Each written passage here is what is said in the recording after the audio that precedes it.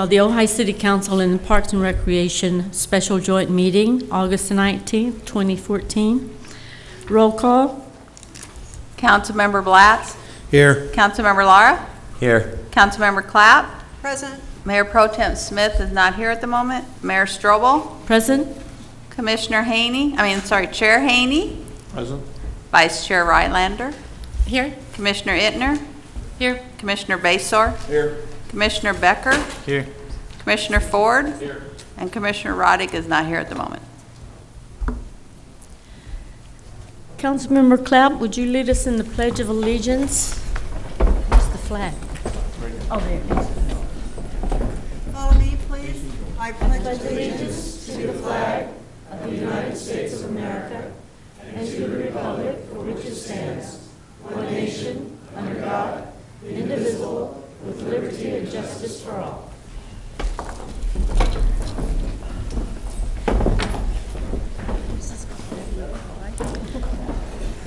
For the record, Mayor Pro Tem Smith has arrived. Okay, we have one item on the agenda tonight, and at the conclusion of the workshop on the skate park, I'll invite public comments. We don't have that on the agenda, but once we complete the workshop, then I'll invite public comments on anything not on the agenda.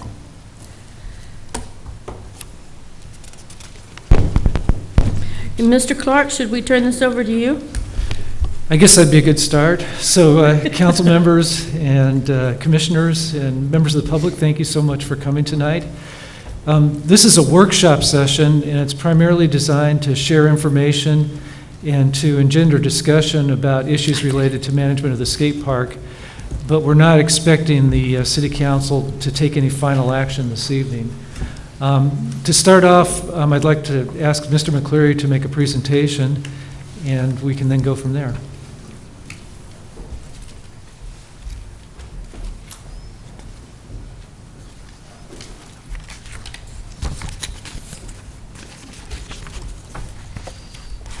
Thank you for the introduction, Mr. Clark.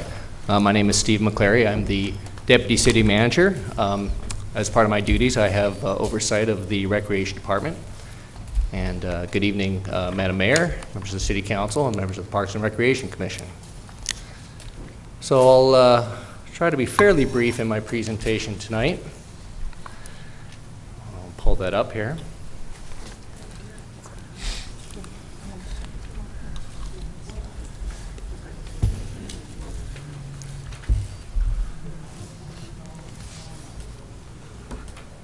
We'll give them a minute to sort that out back there.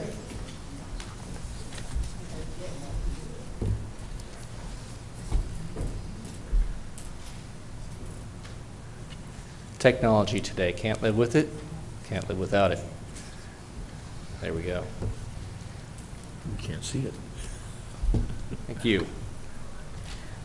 Hopefully members of the Commission and Council have copies of the presentation so they can follow along. Apologize for just the one screen. So as stated, the purpose of the workshop tonight is to take public input on some of the issues that we've heard concerning the skate park. And we're going to talk about some possible options and then also invite some comment from the public on their thoughts and ideas. Again, there's no decisions to be made tonight, nothing on the agenda beyond giving potential direction to staff. If there are any policy recommendations, depending on direction from the City Council, those would come back at a later date. A quick overview of the Ojai Skate Park. We're talking about the new facility that opened in 2010. As most of you know, it's an unsupervised park facility. It allows only skateboards, inline skates, and roller skates. Although I'm not sure that I've seen too many inline skates or roller skates in there, but they are permitted. Users must follow all the posted rules. And skateboarding and the use of the park is considered a hazardous recreation activity. Those words are key, and we'll expound on that a little bit later on. So just briefly on the skate park rules, there are a number of rules there at the park. Obviously, the top ones are that helmets and safety equipment are required. There's not to be any spectators in the skating area. Bicycles and scooters are not allowed in the park. And of course, there's a number of other posted rules dealing with, your usual park rules concerning, graffiti, vandalism, bad behavior, that type of thing, all prohibited at the park. We did reach out to County Fire to see what information they had on reported injuries at the park. What we got back from the county was that they have responded 3 times to the new park since it opened in the fall of 2010. They received 3 calls from the facility. One was a 13-year-old hurt in a fall, possible broken arm, a 14-year-old, possible broken wrist, and then there was another call. It was a little bit unclear exactly what happened there. It was a call of a person holding their head. So somebody probably bumped their head or something like that, but impossible to really draw any conclusion. Again, these are the reported injuries at the park. We'd be naive to say that there certainly haven't been other bumps and bruises and spills and probably even potential fractures that haven't been reported. I think that's pretty much par for the skateboard park. You could probably say the same thing about playground equipment, things like that. So I think most skateboarders would tell you they've probably had a spill or two, and that's probably a rite of passage among that sporting activity. But again, these were the reported injuries, and as we're aware, since the new park has opened, again, no life-threatening, very serious injuries have been reported. Regarding some of the issues that we have heard from and are facing at the skateboard park, we are not alone. Other parks have seen many of the same issues that we have seen here in Ojai, with bicycles and scooters and that type of activity. Part of the issue, and I think it's been stated very well by some members of the public, is that it's a very popular park. It's an excellent park. It's got a good reputation throughout the skating community. It's well known. There's a lot of different websites out there that talk about skate parks, rate skate parks. You'll see the Ojai Park on there frequently, and it gets very high reviews from some of the professional level type skaters. So it's somewhat a victim of the fact that it's a good park and it's highly popular. It brings in during peak hours a fair amount of users. Some non-supervised parks, well, we did do a little bit of a mini survey, and I'll show you a bit about that on the next page. Some non-supervised parks have gone to supervision with mixed results. They've seen lower use. There are some costs in terms of providing that usually exceed the revenues that they get back. They've still had some minor behavioral issues in terms of just people talking back to park staff and things like that. But in general, from our discussions with them, we found that when they've gone to the supervised parks, they've been more or less been able to control the issues with people wearing the safety gear and all that. And then we also found that going the opposite direction, that some supervised parks have switched to non-supervision. Again, some of the same issues because of the staffing costs, and that they saw that it did limit the public use. This is some of the results of the non-scientific survey that we did. This is all done in the last couple of months. We tried to reach out to a number of the parks that are run in Southern California. And you can see there's a mix there of supervised and unsupervised.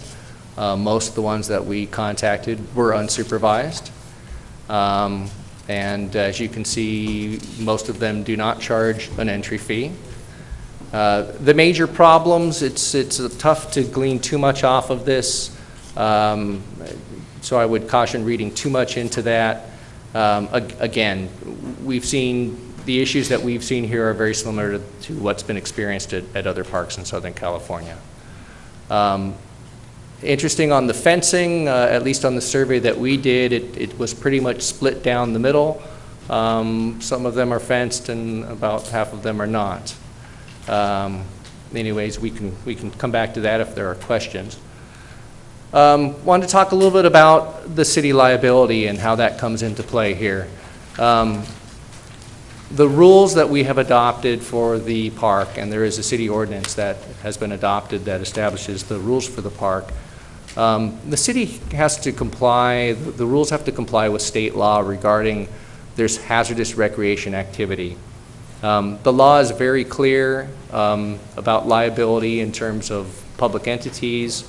If you have an unsupervised park and it has posted rules and it's professionally designed, there is immunity from liability there. This park was, as you know, many of you know, was professionally designed, so that checks out. The city maintains the facility, but again, it is unsupervised. In a lot of ways, it seems somewhat akin to a beach where there's not a lifeguard posted, or perhaps hiking on a trail. You have to follow the rules. It's used at your own risk, and you should apply some smarts before you venture out. If the water is rough, it's probably not a good time to swim. Probably not a good idea to get off trail in an unfamiliar area. So the individual is responsible and accountable ultimately for their behavior at the unsupervised park. Again, a little bit more on liability. The city is a member of the California Joint Powers Association. It's not an insurance company per se. It's actually a risk pool of other public entities, and they help manage the entities in terms of how they conduct themselves, how they design and maintain facilities, again with the idea of reducing injury and ultimately keeping down costs and claims. So we just recently had an inspection from JPIA. They do come through every couple of years to check out our facilities and take a look at our policies and practices to make sure that we're meeting the standards that they have set by the pool. And of course, we want the JPIA to do the same with the other members in the pool. Again, it's with the idea of preventing injuries and keeping down costs and claims. Couple points that we want to make about if the park is supervised. It does change the liability rules for the city. If we supervise the park, we now take on the responsibility for ensuring that the individual has the proper safety gear, helmet, and is behaving and is observing all the rules when they're using the park. Supervised park, if the person's not doing that, then it's our responsibility to ask that person to leave or somehow curtail that behavior. Obviously, there's a cost to provide supervision if you are looking at using paid staff. You could or could not charge an entry fee. There's nothing that requires that, and it doesn't affect the liability issues. If you were to supervise the park, it might make sense to look at additional fencing to make that most effective, or else you have a park. I mean, if your goal is to create a park that can only be used when it's supervised, then you would want to look at the fencing. But we'll talk a little bit more about those options as we go along. Bikes and scooters. We actually looked at this issue a year or so ago when we started having some reports and seeing some increase in use with the bikes and scooters at the parks. This park is designed as a skate park. It's not designed for bicycles or scooters. There are skate parks, multi-use parks, which are professionally designed for skateboards, bicycles, and I believe even scooters. It has to do with the layout of the park, the elements, the flow, but as it stands right now, we have an in-ground built skate park. We are working with some private citizens on a possible bike park, pump track, so that is a possible option down the road. Few of the skate parks that we checked with permit bikes. Again, the supervision and design are some of the top reasons why you do not see that permitted in a lot of parks. And as we've stated, many parks experiencing the same issues. In terms of options to consider, There's a wide range of things that could be discussed and thought about. We certainly haven't touched on everything here. Supervision is an option. Doing nothing is also an option. There's nothing that says that we couldn't continue going forward with the way that the park is right now, if everybody is comfortable with that. We have made some efforts in the last couple of months, thanks to some members of the community and members of the Parks and Recreation Commission, to do some additional public outreach to try to bring a little greater awareness to the community about the design of the park and how it's intended to be used. And we think that we've seen some success with that. That's another option, is to really continue to push on this public outreach and the voluntary compliance. And then if we do take that route, it may be good to come back and reevaluate after a period of time. A couple other things that we could think about. You could do some things to perhaps modify the entrance to the park that would address the access of bicycles. And at the end of the show, I'll pull up an example of what they've done up in Santa Maria. You can put up, some parks have put up a turnstile type gate, similar to what you see going through an airport or at the fair, and it makes it difficult, if not impossible, to be able to walk through there with a bicycle. But again, that would only be a potential solution to address bike access to the park. And as always, we're looking for other solutions and ideas from yourselves and members of the public. A little bit more in detail about the supervision of the park. As stated, it could be done with or without a entry fee. As you saw in that mini survey, most of them were not charging an entry fee. That's really a policy budget call. There's no liability issue with that. It's simply a budget call. We could supervise only during high traffic periods. That would be one way to do it. If you do look at the supervision option, one question that you might want to address is, should the park really be closed off when it's not supervised? Or would you allow the park to be used in an unsupervised fashion when it's not under supervision? If you wanted, again, to prevent people from using the park when it wasn't supervised, then we recommend looking at the fencing. The rules, if it was supervised, would be enforced by recreation staff. We would hire and train the staff, and they would conduct the facility. What would it cost to do this? This is just a round number. It's a bit of a conservative figure. And again, you can slide that scale back and forth however you'd like it. But just in rough numbers, 20 hours a week, however you wanted to split that up, would cost us about $21,000 a year. 40 hours a week, you double that cost. 8 hours a day, just to give you an idea what that would look like, that'd be about $58,000 a year. In terms of what revenue we could generate, this is a bit of a guess on our part. We admit that. We think at best we could probably get back about half of what we're spending on the supervision. If you reduce that down to just the peak times, you could obviously maximize your return, in theory.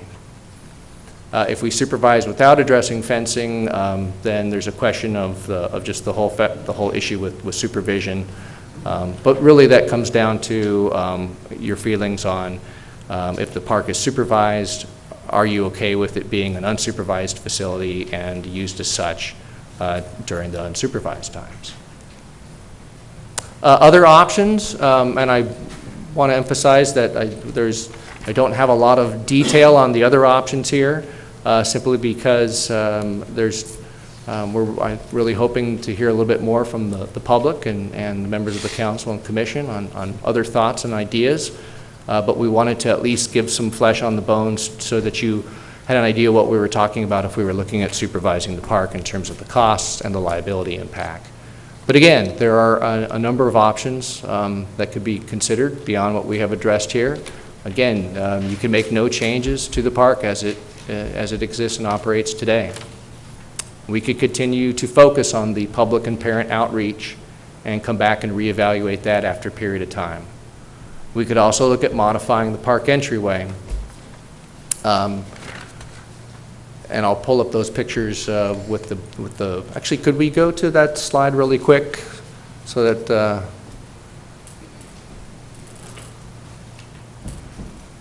just briefly show folks what we're talking about here. Thank you. So this is a picture of the turnstile gate up in Santa Maria, and I apologize, we just got these pictures. And as you can see, it's designed, you can, a person can get through there, but to get through there with a bicycle is darn near impossible.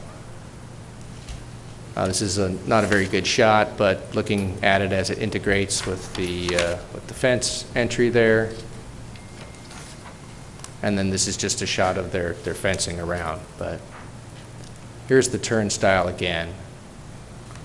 Similar to what you'll see when you exit coming out of the Ventura County Fair, but they prevent bikes from going in. So if we could go back to the other slideshow. Thank you for that.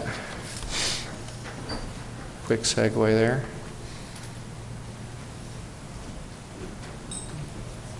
So if that is something that is of interest, again, the only way that would really be most effective would be to address the fencing. Right now, the fencing is not 8 feet all the way around. So if you put in a turnstile gate, it wouldn't really do too much because it would be fairly easy to just throw a bike over that short section. And again, it's not effective for keeping out scooters or other potential things that you're trying to keep out there. It does make it harder to avoid enforcement. When we spoke with the folks at Santa Maria, they said it's particularly effective because if somebody does manage to get a bike in there and a police unit rolls up, it's awfully difficult for them to get back over that fence with that bicycle, so they're pretty much a sitting duck in there. So it has been a pretty good deterrent in Santa Maria for keeping the bikes out.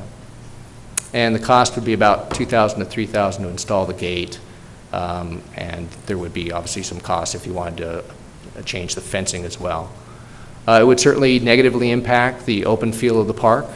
I know there were a lot of discussions about fencing at the skate park when this park was designed and built. Just to reiterate, we're very conscious of that and aware of that, that was the decision going forward, was to try to keep an open field bike park that still, did what needed to do, but didn't make people feel like they were really trapped in there. Additional options, we could consider using volunteer supervisors. There's no significant cost to the city with that. We would register them as volunteers, so they would be covered under work comp, so there is a slight cost there, but I think the bang for the buck is pretty good. It's subject, of course, to the availability of volunteers. It does take some time for staff to coordinate that and keep that going. Oftentimes, as we see with volunteer efforts, it has a lot of momentum at the beginning, and then the momentum often dies off over time, particularly if the issue goes away.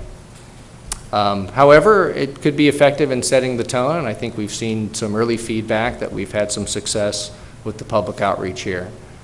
So perhaps spot supervision by volunteers could be an answer, or would people just avoid the park when they saw those folks there? A couple closing comments. Don't want to feel like we're picking on the people who are bicyclists or scooter enthusiasts. We understand that those are legitimate recreational uses, and we wish that we had facilities that we could provide for everybody.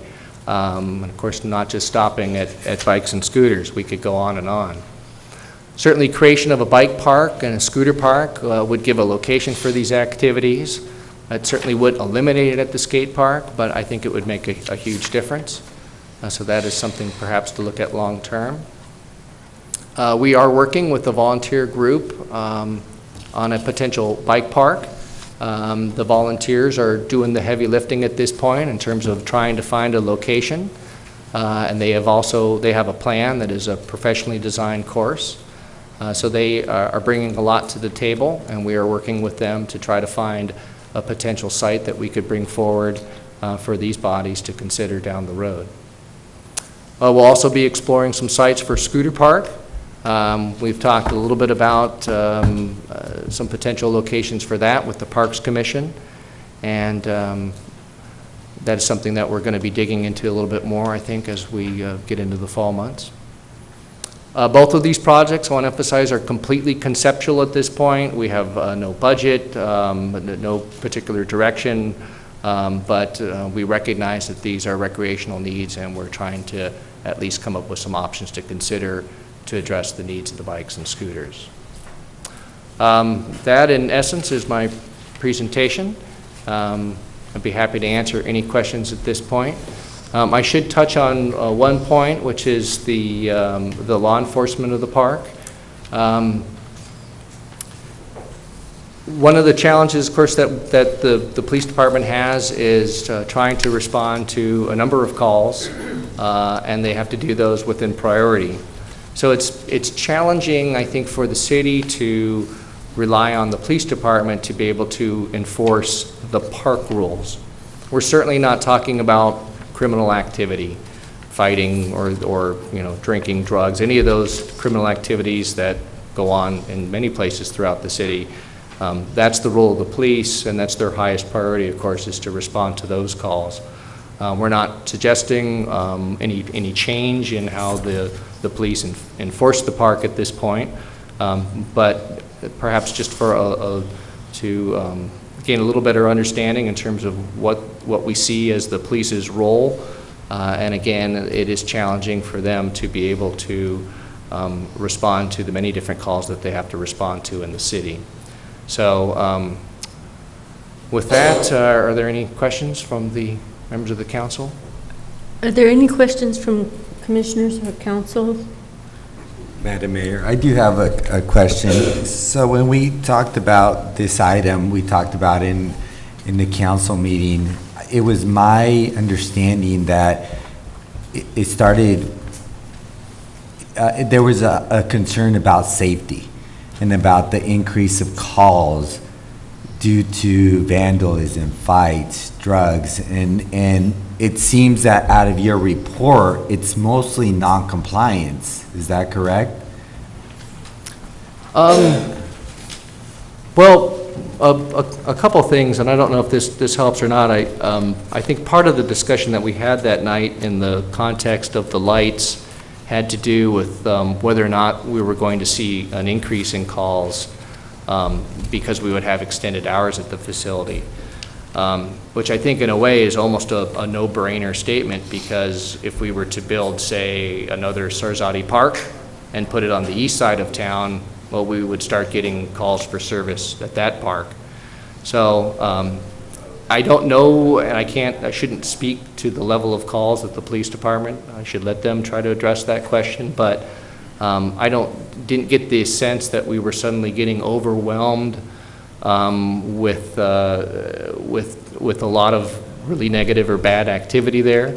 What we did see, I think, to be fair, is an increase in the number of bikes and scooters. Again, I'm not trying to pin it on them or say that they are the issue here, but I think that may have been what was driving some of the concerns from the skating community. Well, that was definitely my concern, was more with safety in terms of that type of criminal activity. I think that's what really piqued my interest in, okay, maybe we do have to do something drastically or try to, I don't know if the city could possibly provide some type of aid to police department or whatever, but I just came out of that meeting a little worried and just a little concerned over that statement that we were getting more calls. But according to this presentation, it's guided more towards bicycles and scooters. Is that correct?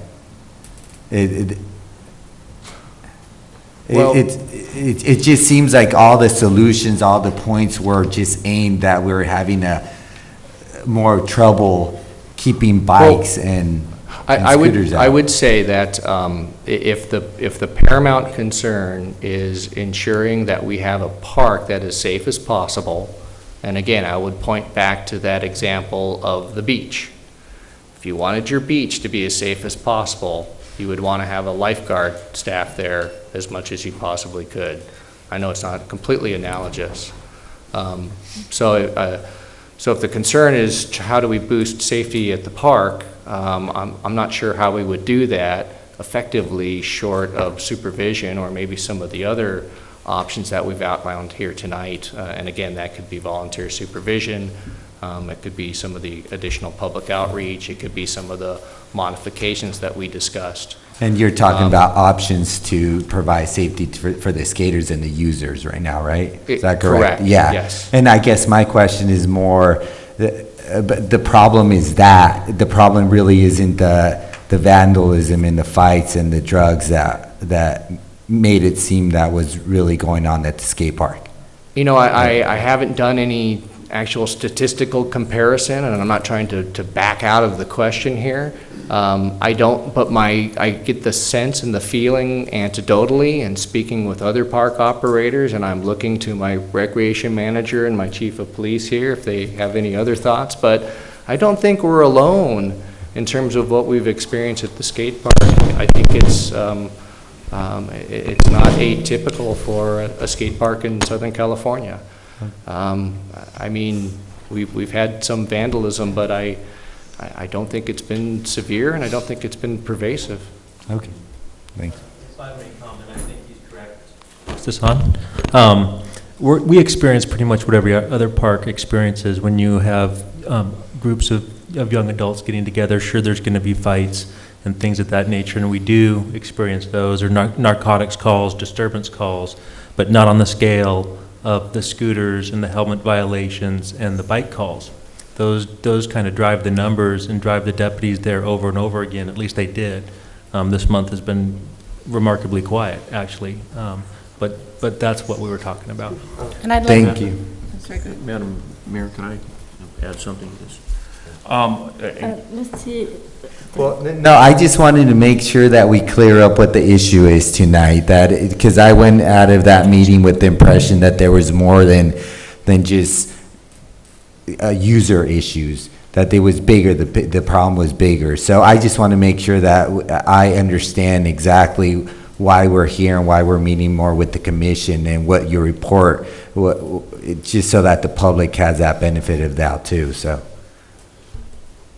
Well, you want to go, Randy? Mr. Chair Haney? Madam Mayor, first of all, I would like to cite Wendy Hilders has done a lot of work on this, and she did a request to the Public Records Division of the Ventura County Sheriff's Crime Analysis Unit, I believe, and so they did they looked back from 1/1/2010 to 7/31/2014.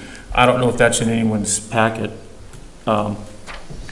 But they've cited helmets, elbows, knee pads required at skate parks. So these are violation descriptions. So obviously a police officer has gone there and a police officer has performed some duty and then obviously has logged it somehow or some way.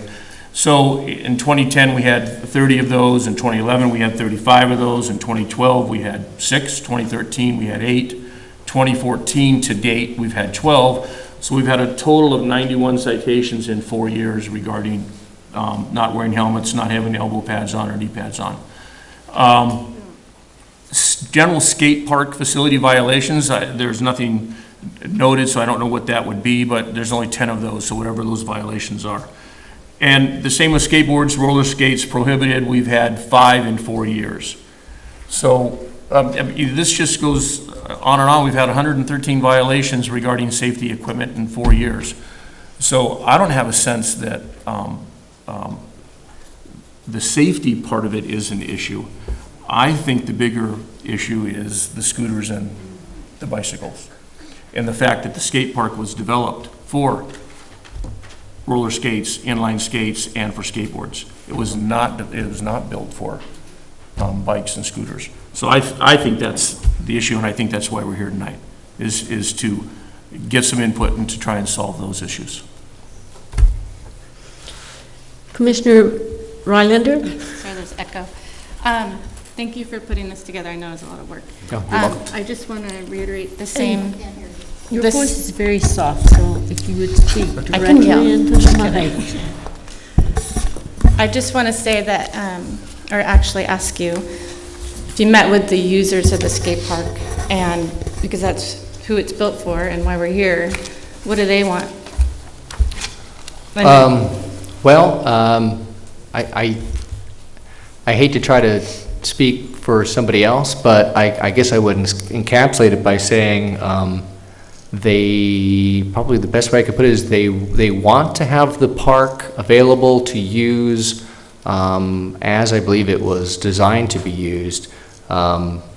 Their concern has been, quite frankly, that they feel like they've been pushed out by some of the other users at times, and I think to their credit, because that there's probably been some avoidance of some safety conflicts, because we've had some responsible skaters and probably responsible bikes and scooters as well, although again, they should not be in the park. But I think we have had some skaters who have said it's just not a safe time to go out and skate with those folks in there right now.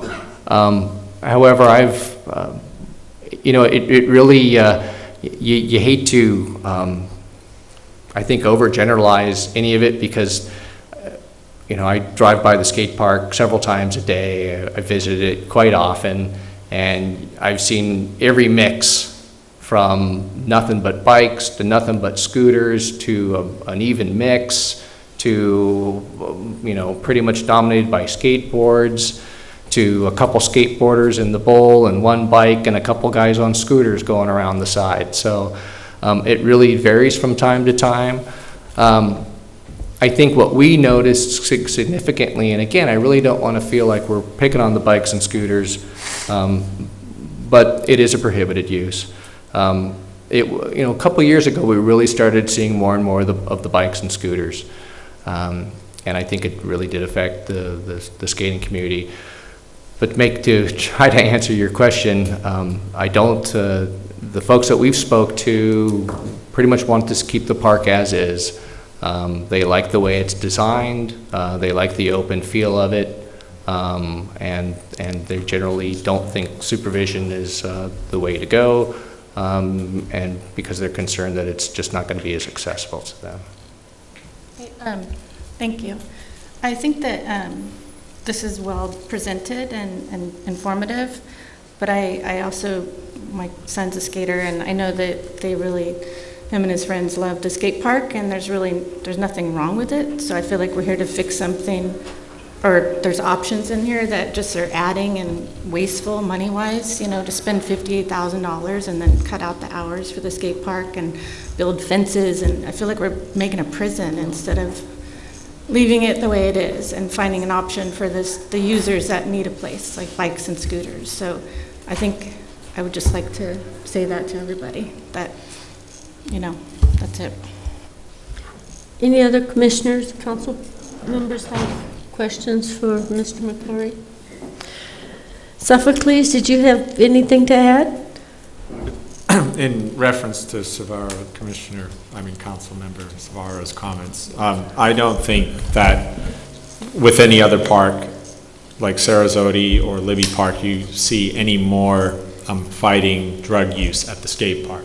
I don't know statistically what the numbers are exactly, but you're going to have fighting at a park, any park, for a variety of reasons, and drug use or other things that you've mentioned or might have concerns about. So if anything, there's probably less of it happening at the skate park than it is at Sarasota or Libby, if I had to guess.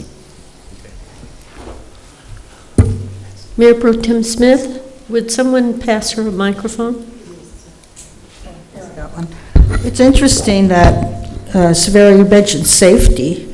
My biggest issue is the kids aren't wearing their helmets because we haven't had one yet, but we will inevitably have a child or a young man who is severely brain damaged.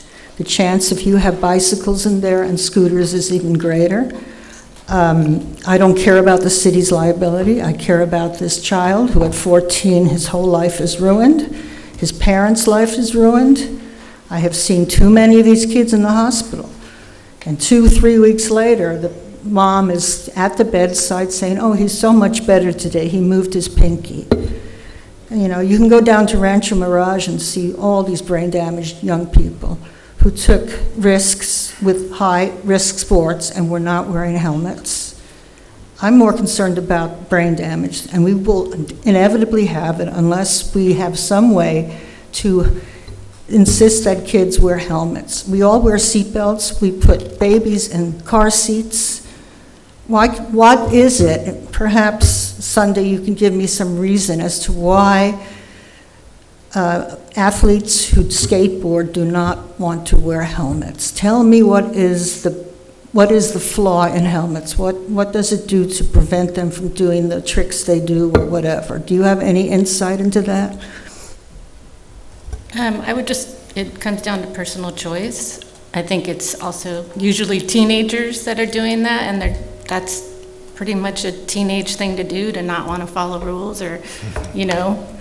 And I think if most of the skaters that are adults wear helmets at the skate park and then the younger ones do, I think it's just this kind of age group that, you know, you see them riding around the bikes, you see them on scooters, you see them all over town. You see parents with kids on bikes and they don't have helmets on. I mean, it's a personal choice, I think. I know, but but I would like to put in a category that it's not a personal choice in terms of, do these 15-year-olds put on their seatbelt in a car?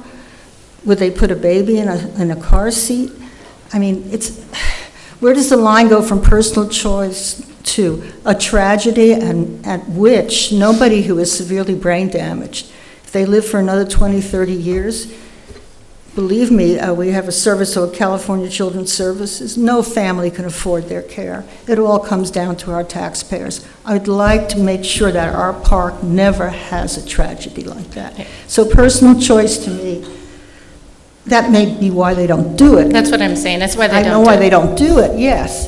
But I think that's to me is the main reason for supervision. I think that's a parent's job. If a child's not wearing a helmet and they're under 18, that's a parent's job to make that happen. But it's going to fall to the taxpayers to support this child for the rest of their life when they're in a wheelchair and drooling and in diapers. Believe me. The parents may not even know they're not wearing their helmet. The parents may see them leave with their helmet and they don't put it on. Any other commissioners? Sage? Then I'll come back. Okay. I have a question as to our process from this point forward. I do have comments, but I'm particularly interested in public comments. So is that the next portion of our... Well, what I was interested in right now is, do we have any questions for Steve? Okay. Once we finish questions regarding Steve's report or any other information regarding Steve, as soon as Chair Haney asks his question, then I'd like to hear from the public. Chair Haney? Thank you, Madam Mayor. So I have first of all, I'd like to make sure that we don't get into a sidebar on helmets and concussions and paraplegics stealing this forum tonight. Because, please, so all I'm trying to say is we need to be focused on the complete picture, not just some small aspect of it. That'd be the first thing. The other thing, having said that, is there a risk to the city, whether we have supervision at that facility or not? Is there a risk right now that the city's obligated to be responsible for? Well, I guess the best way to answer that question is if we are properly maintaining the facility. As it exists right now as an unsupervised facility, I think in order to maintain our liability protection, we just need to make sure that nothing, help me out here, Mr. City Attorney. Okay. We have specific immunity not quite. This skating is deemed as an ultra hazardous activity, and we are entitled to that defense, which basically immunizes us from liability, provided that we have a safety ordinance requiring the helmets and the pads. We meet that either by enforcing it, or if it's an unsupervised park, by posting the signs. So we don't lose it doesn't lose its status as ultra hazardous activity if we supervise, but it means that we're going to have to then do that in a prudent and safe and appropriate fashion. Not any different than how we manage this facility and otherwise oversee, make sure our staff staff can't negligently fail to enforce the rules. So the other issue is it has to be properly, as Steve's report said, it has to be professionally designed, it has to be properly maintained.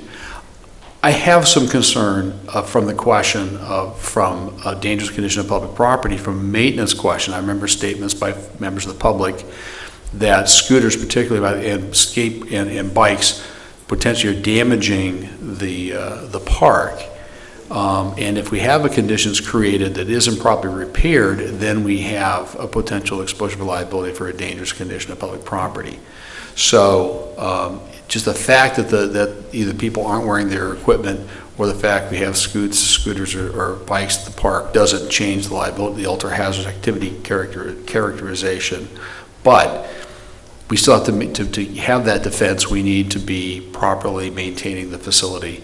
And so that raises a specter of liability from a maintenance standpoint. But that's true of just age and normal degradation of the facility. So We do regularly inspect that facility, and we document that, just for the record. So I guess I had 3 questions here. Another question I have is, are these standards that we have to meet by the CJPIA? Do we have those? Do we have those standards? Are they written? Do we have something that we've passed on to Greg Grant or to any of the people that are performing inspections or that are maintaining the facility? Do we have those standards? JPIA provides training.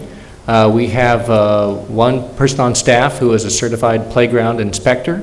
And then, as I stated, we also have a recreation staff member, and part of their assigned duty is to check the park on a regular basis for anything that seems to be out of line or badly damaged and in need of repair. There's some guidance in terms of, surface cracks and things like that are okay, but if you've got an object that's not supposed to be there, that needs to be removed right away. If you've got anything protruding or anything sharp or anything loose, and that would be the same on playground equipment. If there's anything that's affecting the entry or exit into the facility, because that's also an issue too for safety, all those things are checked and looked at. Okay. Madam Mayor, thank you. Any other questions, comments? Okay, then, thank you, Steve. I'd like to open it up to the public. I only have one speaker card. I suspect there are more that would like to speak. Michael Shanahan.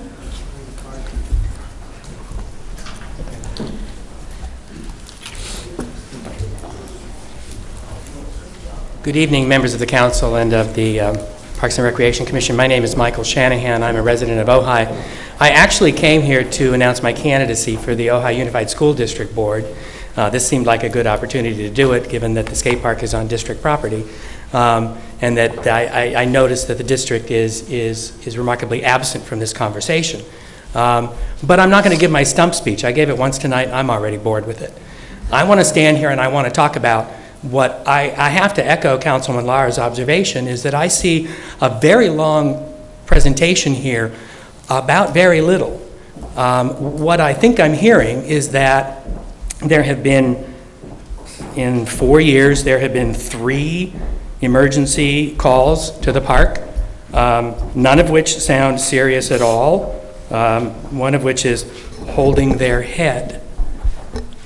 This doesn't sound like a reason for panic to me. I think when I hear that a skate park, which is a magnet for young people who are, my God, troublesome sometimes, when the incident reports are no greater than any place else in the city, What I'm hearing is a success story. I don't understand what the negative connotation is about this. I don't understand what the fear around this is. This park is functioning very well. It's functioning so well that it's drawing more kids than was anticipated for more reasons than was foreseen. Wow. Instead of bemoaning the fact that it's working so well, you should be shaking each other's hands. This is a remarkable example of cooperation. I think it's very unfortunate that because kids behave like kids, we need to put it in a cage, put up a turnstile, and put armed guards around it. You know it's coming, don't you? Yeah, I know, but you know, What I'm also hearing is that the statistics are moving in the right direction. That community outreach, this conversation, this dialogue, this council having this workshop is having an effect. And so what I would urge you to do is let it work itself out. Let the parents, let the volunteers, let the community talk about this. Continue to sponsor these conversations, because if you're not the catalyst for this conversation, who's going to be? But let it work itself out before trying anything else that's more aggressive. Thank you. And if you wish to speak and you didn't turn in a card, don't be concerned about it. We're going to listen to everyone, but I did get several more. Toby Joe Green. Hi. So originally I'd come to you guys trying to get bike okayed in the skate park, and then we realized that it would be better to build a bike park, so that's what we're working on. I'm in full support of the skate park staying the way it is. I don't think there's any problems. I've grown up in this town and every athletic area in this town, and I've seen more head injuries in softball, in soccer, than I have ever at the skate park. There, you know, on the bike trail, it's a risk that you take when you play sports. I think it would be a mistake to do anything but leave the skate park as it is, and that is unsupervised. And what I really feel strongly about is that if the city, the Parks Commission, Skate Ojai, and the Bicycle Coalition could work together as a team, we could get the kids to cooperate. I think the biggest issue here is the bikes in the skate park. I know that's the biggest issue, and I think that's why you guys got more calls. I think that's why there's fights at the skate park, and I really think that should be the main focus. And we have a really strong group trying to come up with a solution for that. So I'm really nervous up here, so excuse me, I'm usually a much better speaker. I think that when the skate park was built, there was an enormous community support around it, and at that time, BMX biking was it wasn't popular like it is today. So of course, we didn't foresee that bikes would want to use the park. Now they want to use the park because there really is nowhere for them to ride, and they're doing makeshift, I don't want to get off subject, this isn't a bike meeting. But so if you guys could work, if we could work together, and maybe there's even a possibility of discussing a couple bike hours per day, so that until the bike park is built, as long as they have plastic pegs and plastic pedals or whatever, maybe that's an option. But I think we all need to work together. And I might have more later if that's okay. Yes. When a child under 15 is riding a bicycle around Ojai, isn't it a law they have to wear helmets? Yeah, and my kid does wear his So are helmet. you suggesting they would not wear helmets in the skate park? Wearing helmets, as far as I understand, is a law at the bike park. It's required to wear helmets while you're there. Mhm. I don't think you need supervision to make that happen. How do you suggest we do it? Parents and the community members and the older people setting an example. There's a lot of people in the skate park who are in their 40s that don't wear helmets. If they feel that strongly about wearing helmets, maybe they can start doing it. If they don't want to, they're adults. Once you're 18, you don't even have to wear a helmet on your bicycle.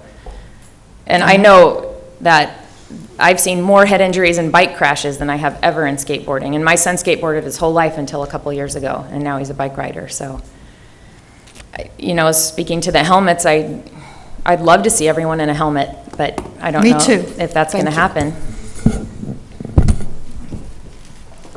Okay, thank you. Jim Bailey.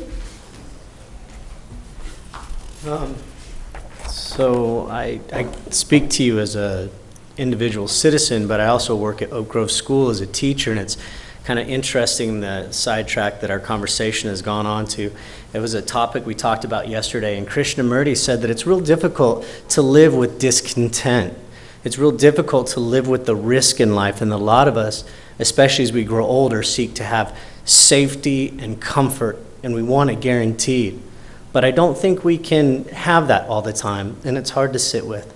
And I understand. I'm a parent, driving home tonight to Upper Ojai.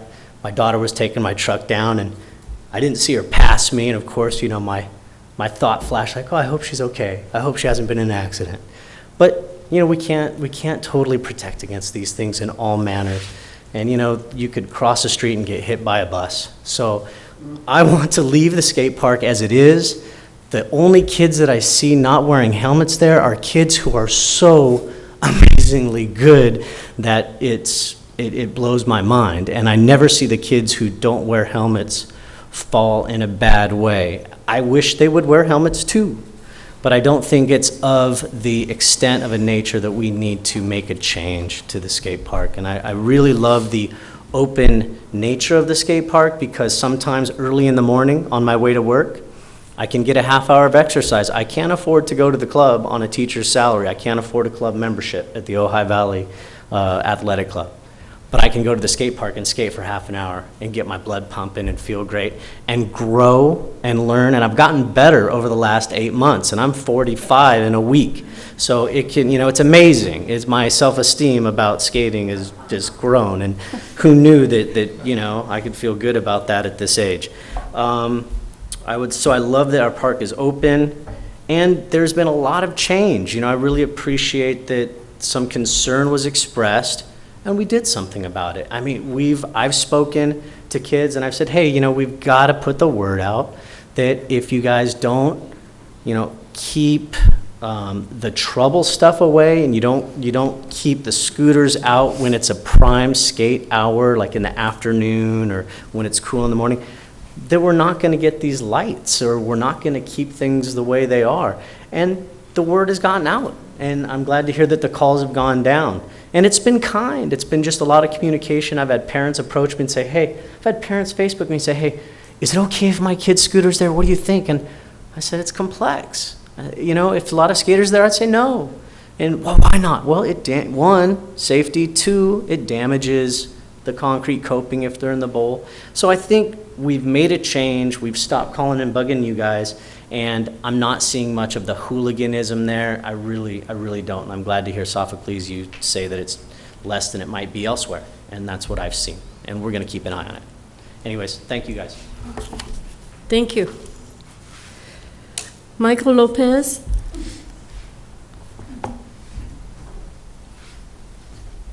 Good evening, everybody. I'm Mike Lopez, Ojai, California. Skate Ojai. I'd just like to give you my description of a day at the skate park. I'm 51 years old, been skateboarding since I was probably about 5. We didn't have helmets or anything like that when I was a little boy, but we do now. I wear fully pad, elbows, knee pads, hip pads, tailbone pad, helmet, and wrist guards. So see, I'm pretty healthy. I'm also part of the tennis community. And when men my age, and we go to the skate parks on Saturday mornings, we do our own policing. And it comes to the point, there's about 5 to 6, 3 bicycles, usually 4 on scooters, who we have to talk to every time we're there. Please don't be in here while we're skating. You're not supposed to be in here. Here's the rules right here. And we get the birds, we get the F-bombs. The language is really bad, and these are all kids under 15. And so what I see is the parents not taking the time to teach these kids how to act with older people or people in general. And it's really sad. It's a really sad thing. I didn't grow up that way, and a lot of my people, my generation, never would even think to talk to an adult like that, especially when it's coming to, we're trying to be safe. And it's just a sad thing. And so that's what we usually have to deal with, and we're pretty good at trying to talk to these youngsters, but they just don't care. And it's just a sad thing. And so where I see the problem is the parents don't do their part. And it's sad that we have to do the part that we have to listen to a young man cuss us out. It's a really sad thing. Thank you. Madam Mayor, could I ask Mr. Lopez a quick question? Mike? Sure. I just, as an avid skateboarder, and I totally respect you because I would have broken my limbs by now, but those kids on scooters and bikes, are they the same ones that are coming every week? I hate to or say is it, yes. Yep, Okay. it's the same ones. Yeah. Okay, well, thank you, Mr. Lopez. Madam Mayor, I have a question for Mike as well. Mike, sorry, you're getting some more exercise. So would you say the primary problem in the park is the bikes and the scooters? Yes. Do you have any idea, any suggestions on what we could do to solve the problem? I'd like to see the park stay free and open as it is, which is, it's not really a free and open park because most parks, especially in Oregon, Washington State, and other states, are completely fenceless. But the problem is with the scooters, when they're interacting inside the park, they're spinning the things around, and it's right here. You're talking about head injuries. That's going to be your first head injury. It's going to be from a scooter taking a kid's head off, or poking their eyes out, or breaking their nose, or losing an ear. So that's going to be your first head injury. I'll guarantee it. It's going to be from a kid from a scooter swinging it around. Even with a person with a helmet on, is going to lose their nose, or it's going to lose their chin, or anything. So How do they swing them around? What do you mean? they come up and they spin and they come off their board and they spin. Oh, it they around swing it in and the come air? back down. Yep. Bicycles come up, throw their bikes around, come back down. Their pegs and their rims are chipping the concrete. And you see the damage in the park? Oh yeah, and we have pictures we could show you. I don't know about the Parks and Recreation Department, but all of us I've been there since the park has I been, know you have. you know, from the beginning. And it's just really sad to see all the spalls and all the chips and all the chingers and all the tile missing on the coping and the coping being cracked, loosened from these impacts from the scooters and the bicycles. So what are we going to do? The rules say Working on tonight. no bicycles, no scooters. But how are we going to make that happen? Well, I hate to say it, man, I would love to see the parents ticketed instead of the kid. I would love to see the parent have to be liable for their child who is being reckless. That's how I was raised, you know, and I learned that you don't do bad things because you're going to get in trouble and you're going to make your parents get in trouble and they're going to be upset with you, and it's kind of you don't want your parents mad. And I have one more question. Have other boarders told you, or have you heard around the park that they're frustrated that they can't use the park because of the Yeah, scooters? and a lot of us would rather than have to deal. You know, it's really sad to have a young kid cuss you out and you just can't believe this is happening. And it's really just a sad, pitiful thing. And you'd just rather not even be there. But I know myself, my friends, Sunday, and a lot of people worked really hard. And we put in a lot of time and effort out of the kindness of our hearts for the love of our sport and the love of the kids. The rules are right there. Okay, thank you. Thank you. Thank you, Mike. Shane Allen?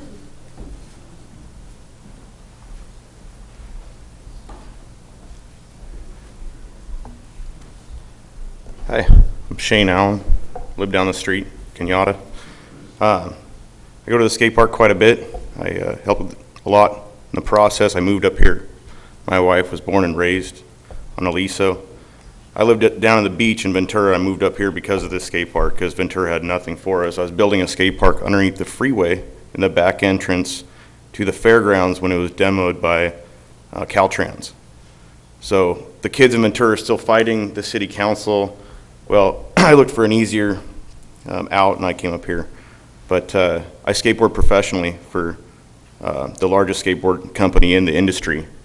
And basically what I also do is I build skate parks. I built a skate park 2 miles away from the skate park that is here in Ojai. Started with the Make-A-Wish Foundation down on Rice Road.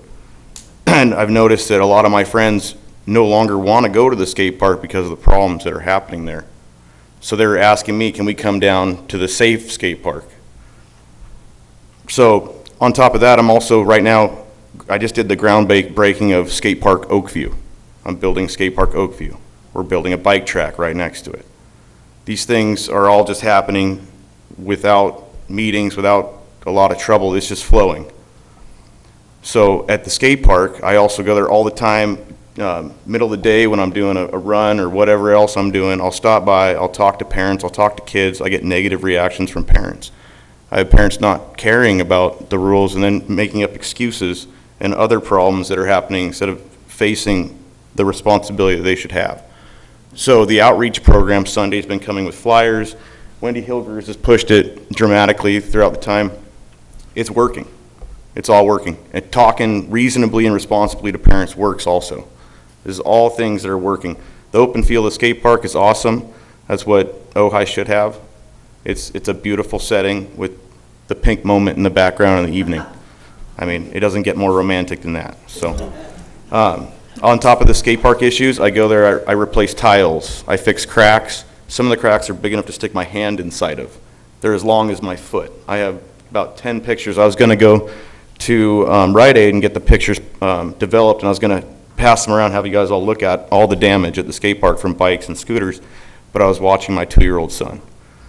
And that's another thing, I can't take my 2-year-old son there when there's bikes flying by at 25 miles an hour. And my kid does have a helmet on. Another thing about the helmet issue, I'm a professional skateboarder. I'm put in magazines, I'm on television, I've gone around the world. They're not gonna let me be a professional skateboarder doing what I do if I wear a helmet. I'm sorry, I'm not gonna be in the magazines. I'm not gonna get a paycheck.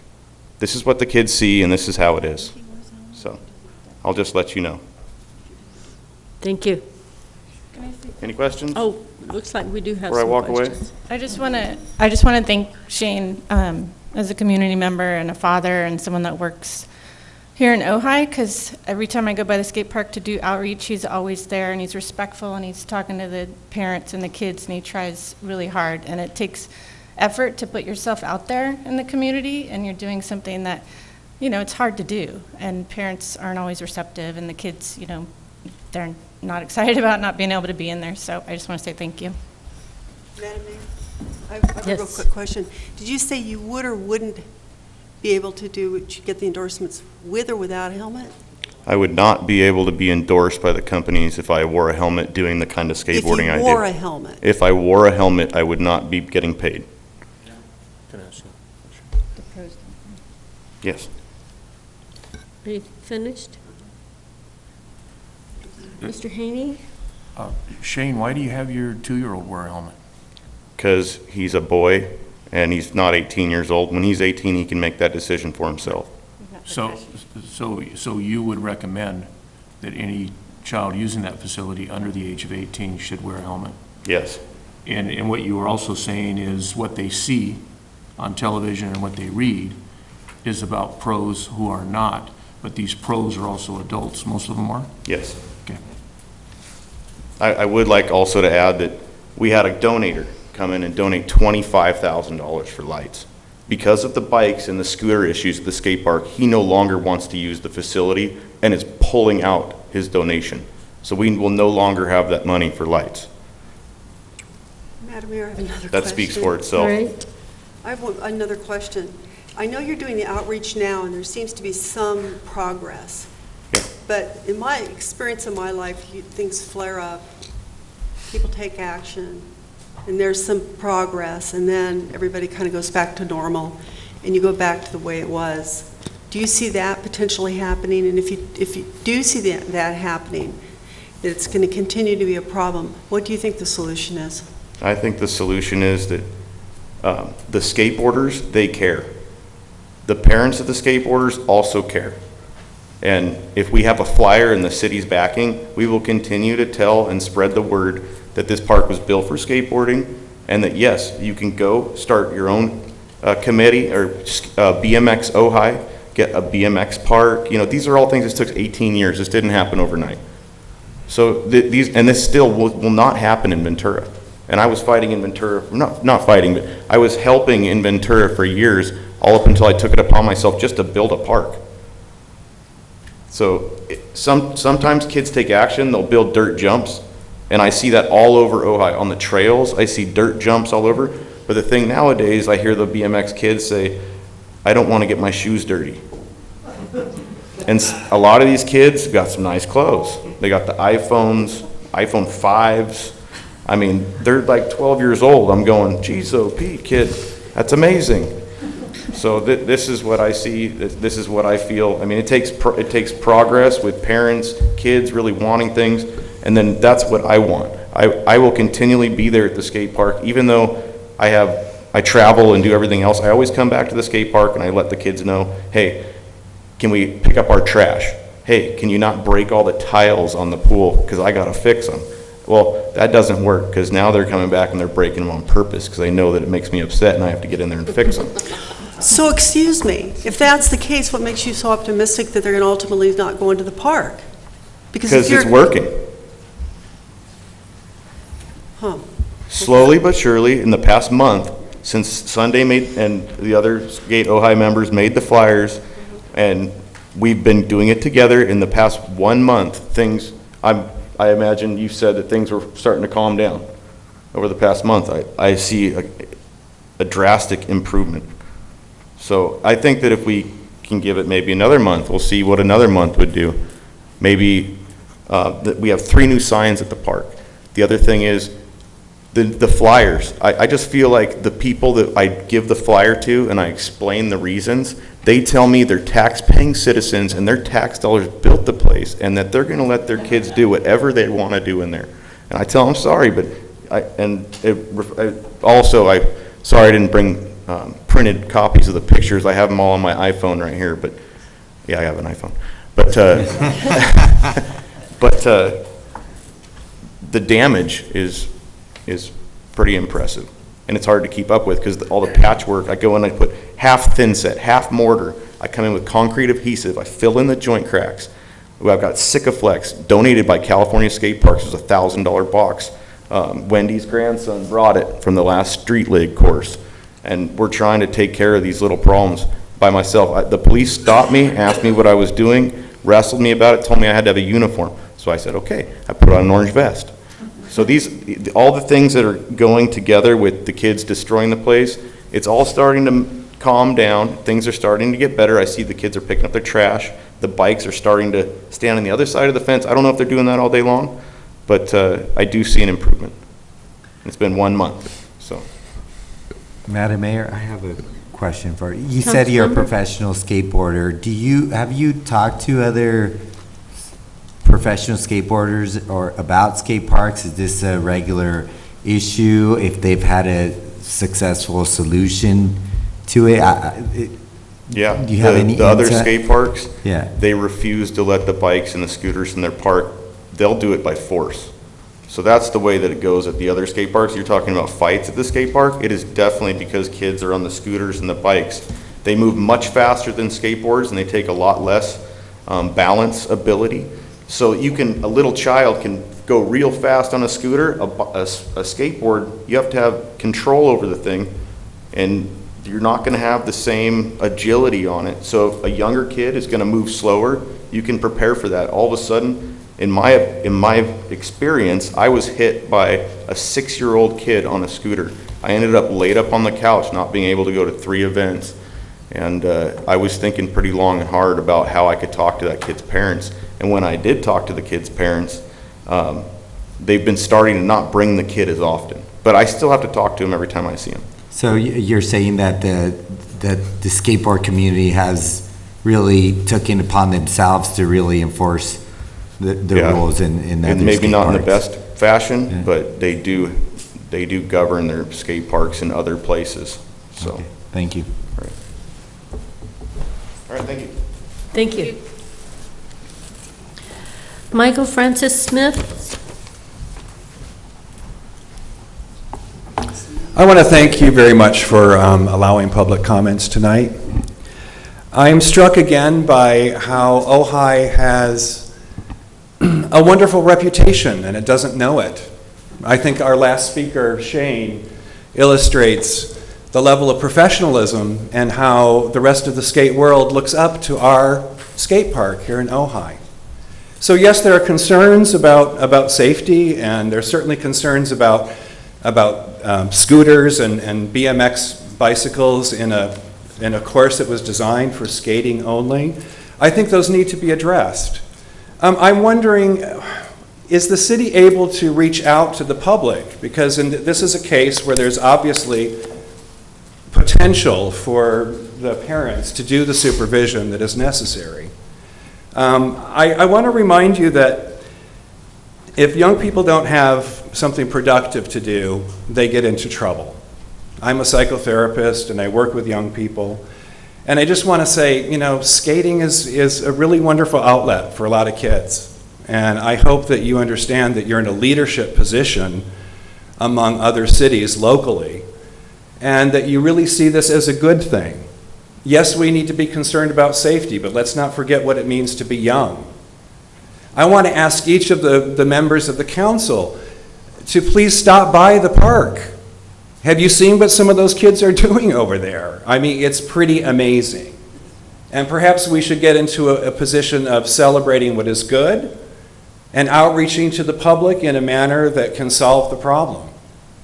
I've noticed this, I come to you as an individual, but I'm also one of the founding members of Ojai Neighbors Engaged, the group that got together to stop the cell tower. And I've noticed this when I was involved in that situation, that there seems to be some kind of separation between city council and the public. This issue provides us an opportunity to remove that separation. There are a lot of concerned parents. I think with a little bit of organization and encouragement on the part of the city, this could be done. And let me ask you, Mr. Fletcher, would there be any liability that the city would incur if it were to outreach to the parents, to organize the parents to do a supervision? Mr. Smith, let's talk about that later. Finish your comment. Your time is almost up, because we will be asking those type of questions. Thank you very much. I just want to thank you, and I just want to close by saying, once again, I hope Ojai can live up to the reputation it has. Sometimes we don't realize what wonderful things we have when they're right in front of us. This is one of those things. Thank you. Is there anyone else in the audience who would like to speak?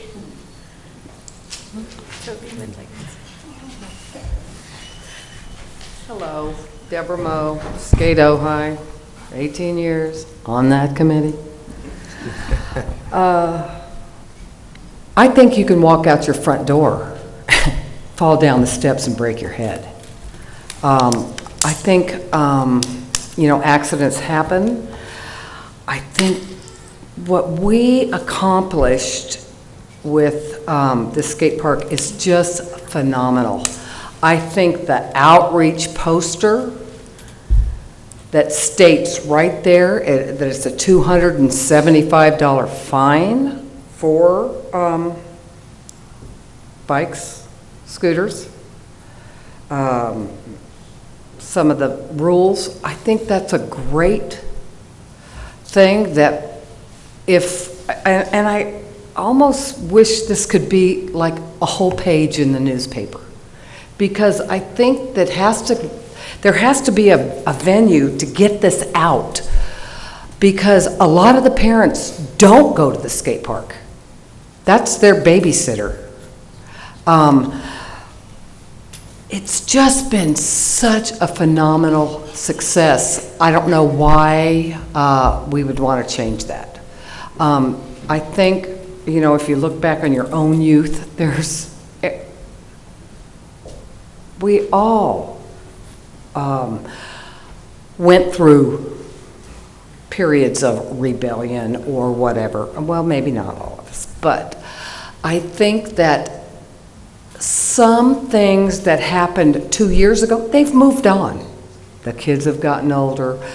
Some of the same occurrences aren't happening anymore.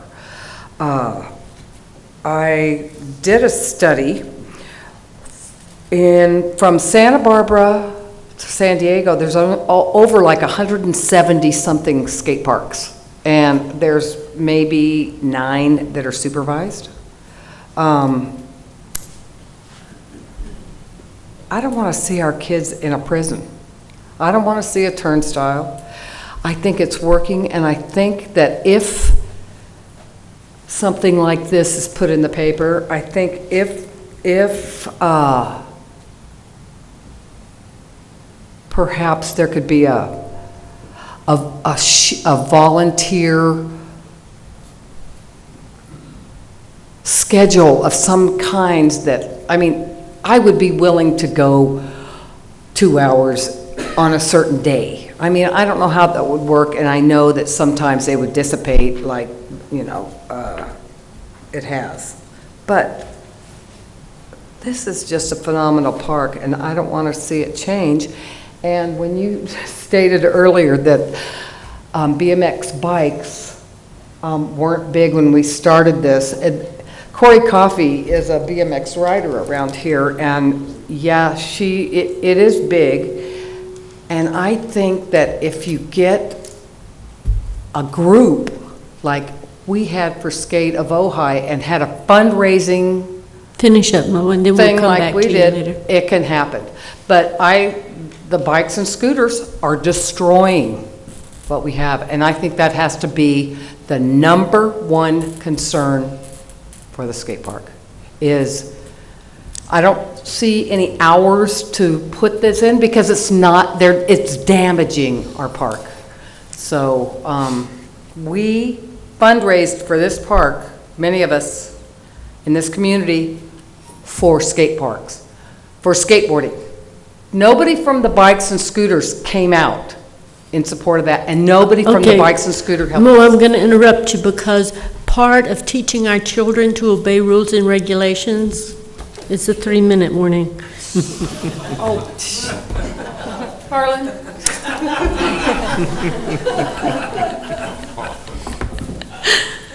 Okay, now I'd like to come back to the commissioners and the council, and then we'll make another round through the audience. Does that sound reasonable? Madam Mayor. Councilmember Blatz? I think that we should be really proud of our skateboard park as well. But we have a problem, and it's the scooters and the bikes. And it seems, from looking at the amount of incidences or violations that have been provided to us, where we, since 2010, have 91 helmets, elbow, knee pads.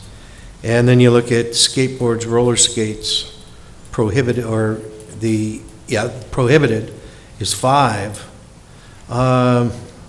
I'll tell you, I go to the skate park quite often, and it's not because there are so many more kids lacking in helmets and elbow pads and knee pads.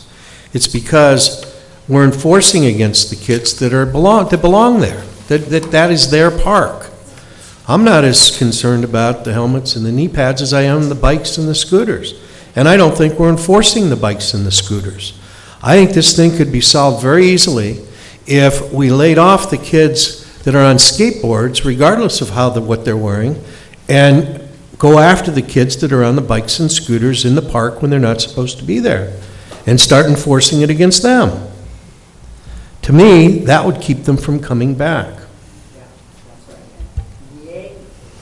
Any other comments? Madam Mayor, I have a question for Chief Kenny. Okay, go ahead. You shook your head no when you said there were only 5 scooter and BMX issues. The section that Councilmember Blatz was referring to is skateboards and skates prohibited. Those aren't prohibited in the skate park. They're prohibited in the arcade. Okay. So he's just, I didn't want to interrupt him, but that's not what that section is. Okay, well, where are the violations on this sheet, if there are any, for the bikes and the scooters that are in the skate park? They're under skate park violations. Okay, so... And so there's 4 sections in there. You can't introduce anything into the park that doesn't belong there. You can't jump off the fence. So we're now in August of 2014, and there hasn't been one person cited for being in that park on a bike or a scooter. And when I'm there, I will guarantee you I've seen hundreds of kids in there on bikes and scooters, and we haven't done one citation on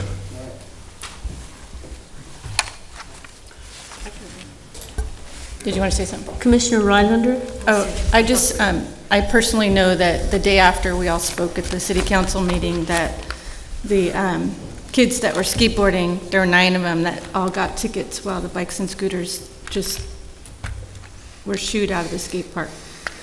So I think that's what's missing from the report, is that, so I think what you're saying is that if we left the skaters in the skate park for what it was built and supposed to be used for, and the folks, the kids that shouldn't be in there are given tickets or asked to get out, because I think there's a lot of miscommunication. What I'm getting from the kids is that people will come in and say, you're okay because you have a helmet on, but you're on a bike, and then, but you're on a skateboard, you know, so I think if the police department could have a consistent message, I think we've kind of talked about that before, and kind of when you go there, what we are going to ticket for and enforce and make it consistent and follows along with the poster that we're passing out. I think that'd be super helpful.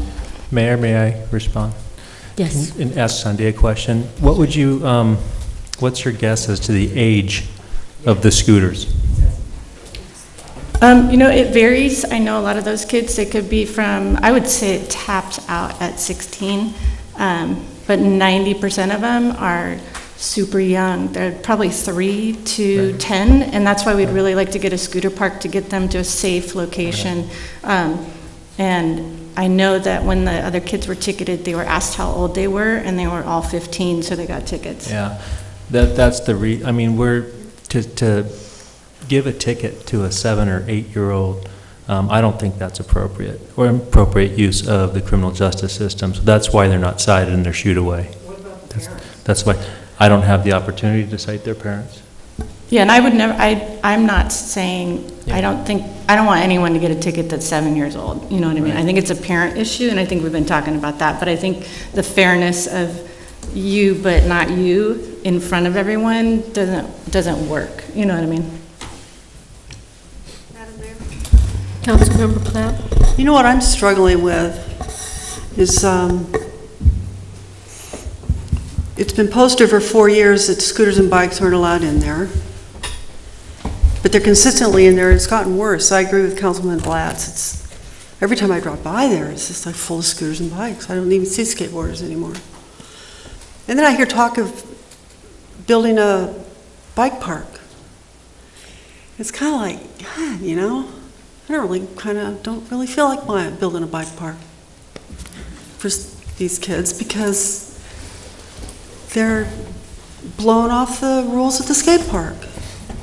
So it's kind of an odd feeling that I have, because I know it's a need, and obviously it's an unfilled need, and I'd like to get it filled.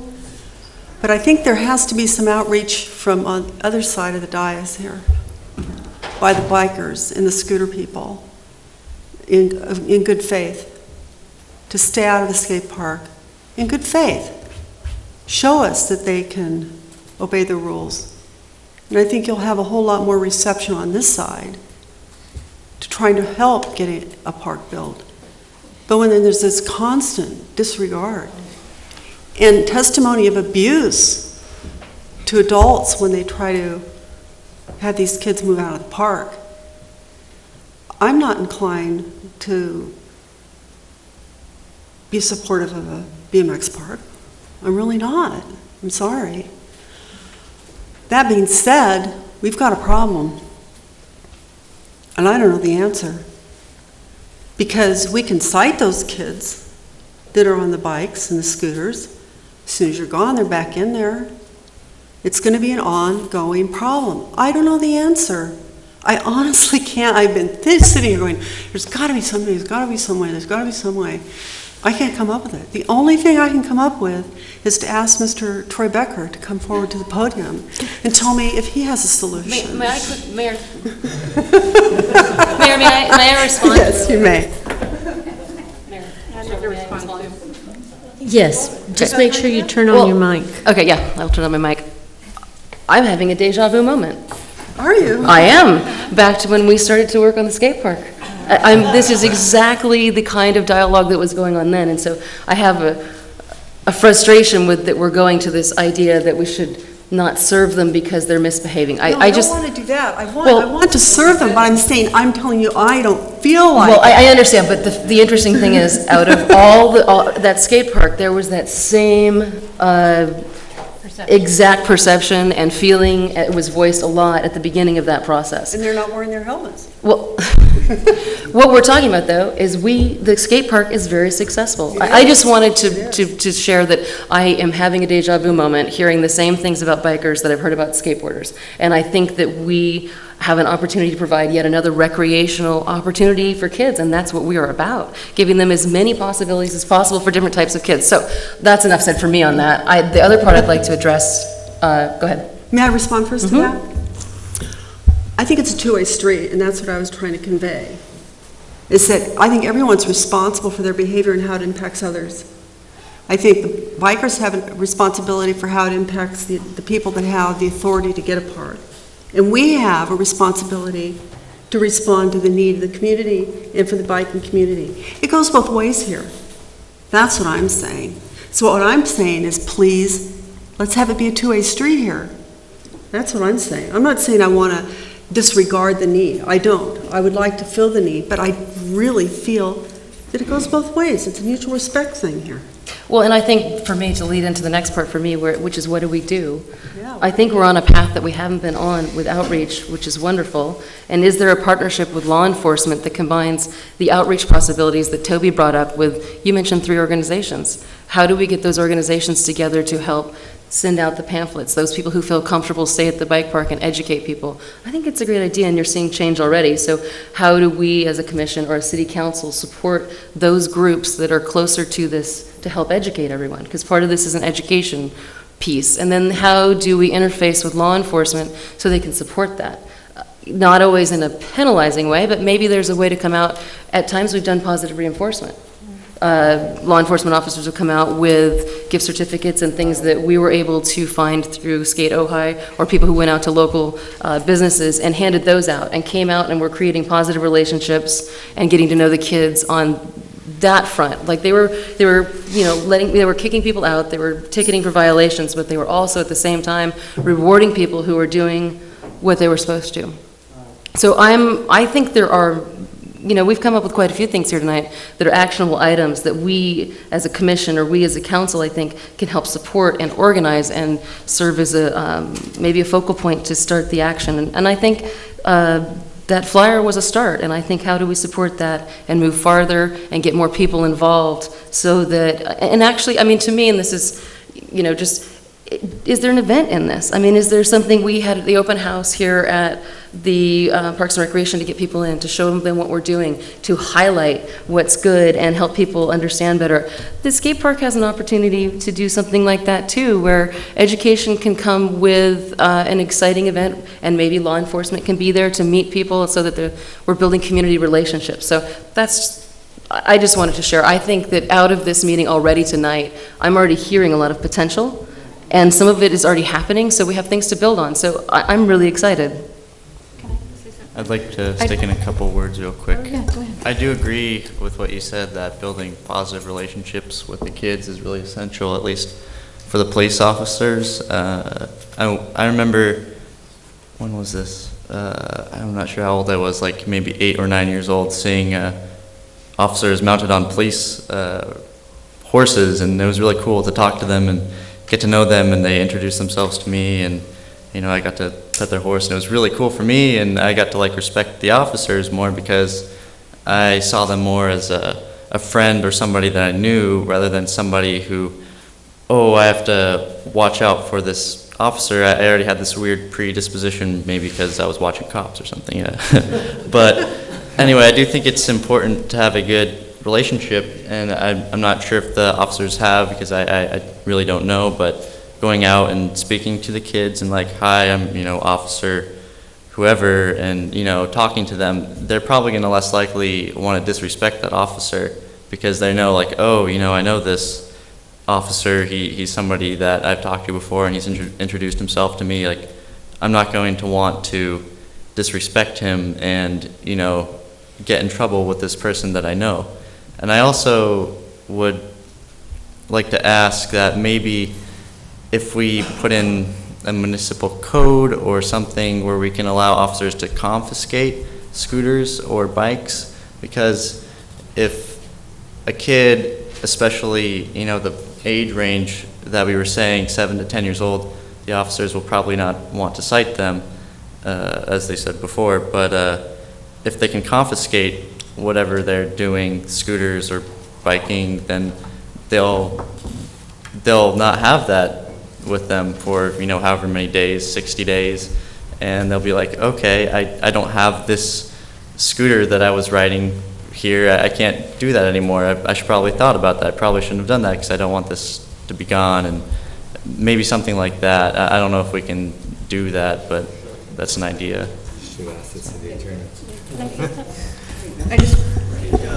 Madam Mayor. Oh, go ahead. Mr. Fletcher, what about confiscating property for a relatively short period of time, 30 days or something? I think what the police can do is, if it's evidence of a crime, it can be impounded, but we can't just take it and hold it without some sort of proceeding going on. So it's a little, unfortunately, difficult to do. I'd talk to maybe the chief like to say something about effective ways we can do that. I don't disagree with the incentive, because it's absolutely not any different than losing your toys because you're not cleaning your room. Basically, same principle. But I'm not sure we, as in the law enforcement environment, have that same discretion. No, I would agree with what city attorney. Okay, I'd like to talk some now. And then I'll come back to you. And the gentleman has already gone, but I wanted to mention to him that I do stop by the skate park. I have sat down with skaters. There was one weekend where I was sitting down. Of course, now I realize I was in violation because I was a spectator inside the park. But I did go in, and there were about 6 skaters and 1 scooter, and I talked to them for about a half an hour. Whether or not that does any good, the thing is, it takes a community to raise a child. If we turn a blind eye, then there are no boundaries. There are no consequences. So they're going to do whatever children are going to do, as much as they can get away with. That's part of being a child. I was a child once. I got away with a lot. But the thing is, if the community, and people like Sean, that's wonderful that he spends time and even lectures or whatever, because it's actually giving the children and the users of the park recognition and attention. So as they learn that the community is watching, that the community is aware, and it's okay if it sounds like deja vu to you, because we have to have this conversation periodically to keep the public awareness. We have to. Otherwise, we get tunnel vision, we don't want to be bothered with it, and that doesn't work. The skate park was designed for skateboarders. CJPIA requires us to assure that it is designed for skateboarders. Skateboarders. The park is properly designed for skateboarders, and that it is maintained. We do that. I think there are so many incidents of bikes and scooters, and I want to mention scooters separately too. Bikes and scooters, that we have less skateboarders in our park because of the fear, the concern, etc. So I would like to help the bikers have a park, but I need something in return. And for me to honor and struggle and support a bike park, the bikers would first have to show me that they have a respect for a park that was built for skateboards. Show me you can respect what we have, and then we can expand it. But as long as you are defying what we have built for a specific purpose, then you don't have my support.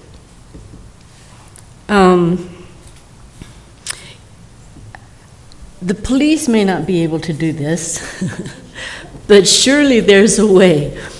The skateboarders in the park are not anonymous. Some of us know them. Is there a way to start talking to those parents without the police having to do it? We're a close-knit community. We know who these kids are. Maybe the parents are simply unaware. And if the parents are made aware, then that might make a difference too. But a lot of the outreach that has been going on, I feel, has been very encouraging. It's been, I think we've done a good job. But we have to keep awareness. And the main thing I want to say is, if you want me to support you building a bike park, then show me you can respect the skate park. Now, I mentioned scooters. One time when I was visiting there, I'm amazed that those young kids sit down and talk to me. It's great. One of the young scooter riders basically said, well, what about me? Even if you build a BMX and it's dirt, I can't ride my scooter there. So I just bring that up because we need to be aware that there is another group. So we don't want to just appease the bikers. There's another group there that would be important also. So just so we keep aware of everyone. The bikes damage the park. That's the bottom line. And that's about all I have to say. Anyone else? Madam Mayor, if I could make a comment, and I'm throwing this out to us as a group. What would be wrong if when the police go to the skateboard park and they see scooters or they see bicycles, they question the kids with the bikes and the scooters and ask them for their name, for their parents' name, for their parents' telephone number, and then have a group of people that would call those parents and explain to them that they realize that their child was riding the scooter in the park or the bicycle in the park, and that it's doing damage to the park, and that we as a community would really appreciate them doing whatever they could to keep their child out of the skateboard park. Now, what's wrong with that? Well, that's exactly what I was suggesting, some type of, now, I don't know, I'm hesitant about, quote, having the police do it for us. We would love to put all of the burden on the police to solve all of our problems. I'd love to do that. But that isn't really the way it works in reality. So it has to be more than the police. We can't just ask the police to do it and then turn a blind eye, walk away and forget all about it and hope it gets handled.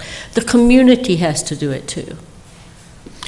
I think then we would have to have a group of individuals from time to time that would go into the skateboard park, confront the children and find out who their parents are and a phone number.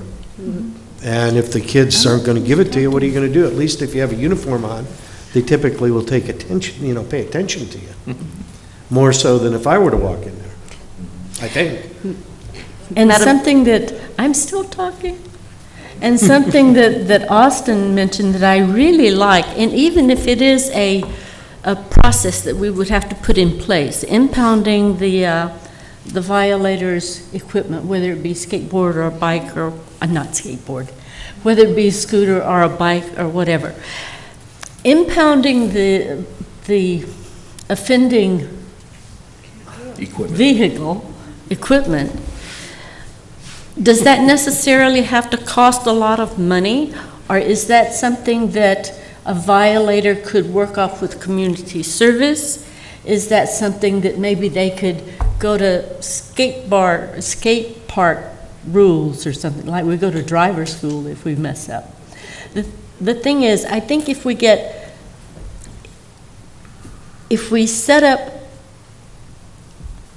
an effect, if you do this, cause and effect, if you do this, this will happen. But there's a way for you to work it out. rather than just go to the dollar amount. And that may be the ultimate thing that we have to do, but I'd like to see us try something else. I am now finished talking. Madam Mayor, I just wanted to respond as a parent. I don't ever think it's appropriate to have adults unidentified approaching children for their personal information. I don't think that is at all okay. Just as a parent hat on, I wouldn't want anyone who is not a police officer or some kind of identifiable employee with a uniform approaching my kid and asking for their information, and I would hope they wouldn't give it. I would like to suggest that I think the outreach has been working, that's what I'm hearing, and that I like the newspaper idea. We've done postcards before, putting it in the brochure. I think just that continual outreach. I think that the police department is busy enough that they don't need to come by and, tell a scooter to get out. I think that we can come up with a way to do that as a community. That's just my thought. I also think that it's a couple of kids that aren't following the rules, that we are all sitting in a room after work and discussing a couple scooters and a couple bikes. And I endorse a bike park and I endorse a scooter park and any other form of recreation that gets kids out and doing stuff. I really do think it's a few that have affected everything. And I think that we're stronger than that, and as a community, we can, get the word out and progress. And I would suggest that you're underestimating the problem with the number of bikes in the park. Because in just the one instance, I had six young people there. 6, that's not 2. I didn't say 2. And the bottom line is, you said a couple. The bottom line is the bikes, the scooters are damaging the skate park. We need to stop that as a community. That's what we're here for. How can we stop that and protect the skate park? Madam Mayor? Mr. Haney? I have, it sounds like we all have a lot of solutions. I know, I coach at Nordhoff High School, and so I've coached there for 13 years. So I've been around children a lot. In fact, I coached youth football for a long time too. But children need boundaries. It's just the reality of it. I remember talking to my grandfather about my own son, and it was like, God, when is this guy going to change, or what, And my grandfather replied, he goes, his job is to test you. Mm-hmm. Your job is to set a boundary. It's real simple. So these children need boundaries. So the question is, how do we provide that boundary? Well, I think the consensus is we don't want the police to be the boundary guy. And I totally agree with that. Maybe part of it, but not completely it. I think that we could do it through the Recreation and Parks Department. And I think we could do it in a way that increases the popularity of the skate park. I think we could do it by bringing together even more children. We could do fundraisers there by doing tournaments. We could have grammar school tournaments. We could have junior high tournaments. We could have high school tournaments. We could have semi-pro. We could have pro. I penciled out some numbers here. If we did 6 tournaments a year and we had 20 participants in each of those levels, we could generate about $58,000. But I'm just saying, and it's not commercial, it's recreation. And it's totally ran through the Recreation and Parks Department. And it's total, and what that would do is, 1, it would interact with these children. 2, it would interact with their parents. 3, it would generate some funds that we could use for part-time hours, that we could actually get some young people there interacting with these kids on a daily basis, interacting with their parents on a daily basis. There's just so much that we could do and cover our costs, not make money, just cover our costs and encourage fun and create an atmosphere that just says, wow, why weren't we doing this before? So I think that's one opportunity. The other thing that I think that we can address I think that we could find a location in one of our facilities to actually put one of these little scooter parks together. And I don't think it would cost an arm and a leg. I think it could be done for under $30,000. I think we could put together a 30 by 50 square foot arena.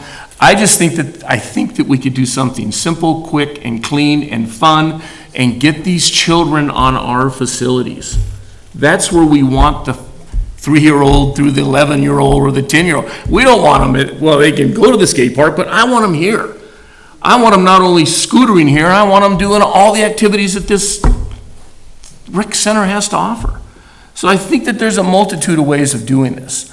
I think, again, more community outreach. I think maybe putting together a panel that gets into solutions versus kicking cans down the road or blaming people or looking at the sometimes how we are inept. But I think we can solve this, and I think we could solve it quickly. Thank you. And I haven't forgotten you're out there. Any comments from commissioners, council?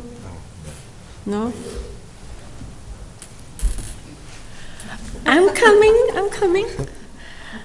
Okay, I'll start with you, Mo. Do not turn on the light, because I don't want Mo to violate that rule. Since Carlin admitted that she had broken, she needs a ticket. She was inside the park. I think what you said about the boundaries, consequences, and I really like your idea about confiscation, but maybe not for 30 days, maybe to the release of the parent. Have the scooter or the bike taken, and the parents have to come and pick it up. And they have to take a class, or sit through the lecture, or, but I think this has been a really positive thing that we all come together, because I think we all want the same thing. I think the main problem is the damage that's happening at the skate park. But nothing's working, okay? So you don't want to ticket a 7 or 3-year-old kid, I get it. But they keep breaking the rules. And Mr. Fletcher says, well, you can't do it unless a crime's been committed. It's a posted rule. Is that a crime? I don't know. I mean, I can't see, a 5-year-old, having the fear of God put in him by, a looming over police officer. But I don't know what the answer is. But whatever is going on is not working. It's targeting the skaters. It's not targeting the people that aren't supposed to be in there. And I don't know, but I think this is, and I'm with you as a parent, don't give out your info to anybody, but I think that this has been a really great workshop, and I think that we all want the same thing. I think having a scooter park, it targets a small amount of kids that are small that don't need a big park. I think that could be done on a small scale. I know that there's a park up in Chico that has a skate park on one side and a bike park. I mean, they're right next to each other, and it's really, it's cool. But anyway, that's all I have. So don't forget the ticket. Thank you, Mo. Come on up, Chris. Mr. Helgers. Chris over 704 Park Road. I just have one question, probably directed to the city attorney. Is it a possible dereliction of duty on the part of the city council by not directing the chief of police to enforce the statute that is on the wall at the park? Yes, please answer that. I'm already on record for one offense. Let's go for broke. Short answer, no. The city council doesn't control the enforcement. The police chief exercises discretion, and the law enforcement has broad discretion on investigation and enforcement. So there's no issue of dereliction of duty. And irrespective of what, the council can express priorities, but the ultimate authority for enforcement of the law within the jurisdiction of the police department lies with the police chief. Madam Mayor? Yes. Chris, could you come up to the podium? I have a question for you.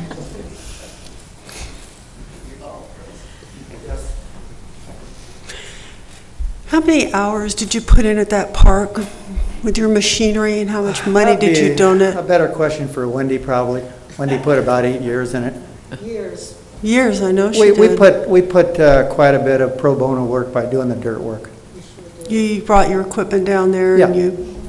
which we were happy to do that. I know you were happy to do it. And I think it's a great success for the town. I think, as previous people have said, it's been a real asset for the town. And So I'm how do real you proud of feel it. about watching your hard work getting destroyed by the bikes? And Well, it was a pleasure to do it. I think that it's responsibility of people, especially, when you get to my age. I mean, I passed the 76 gas station 4 years ago in age, and I'm glad I've done things for the city, and I think that's a good thing to do. I think everybody does that, and it makes you better for it. What do you think would be a solution to this problem? What do I think? How do we get the bikes and the scooters out of there? I mean, ideally, we'd like to have a bike and scooter park, but that's down the road, clearly. Of It course takes I money, agree. it takes space, and it's going to take time I because think other government moves people have slowly. expressed opinions here that a lot of responsibility lies with the parents. I'm a different generation. My dad or mom would never let me get away with the things that those kids would do there, especially the disrespect to the older people. You just didn't do that in my generation, but I realize it is different. But I would like to see some kind of enforcement there, or like Mr. Blatz has said, something that at least the kids can relate to, that I can't do that anymore, and there's some kind of a punishment for it. Why do you think there's a reluctance to, quote, punish, unquote? Where do you It's think not- that's coming If from? they don't want to listen, it has to be something where your dad or your father did for you, that it makes an impression on you, so you don't want to continue to But why do you it. think there's that reluctance to do that? Why do they do that? Why do you think there's a reluctance on the, Because I don't think they have any supervision from their parents to start with. And I think they need parents and peer group, and in my opinion, are the most important things in life.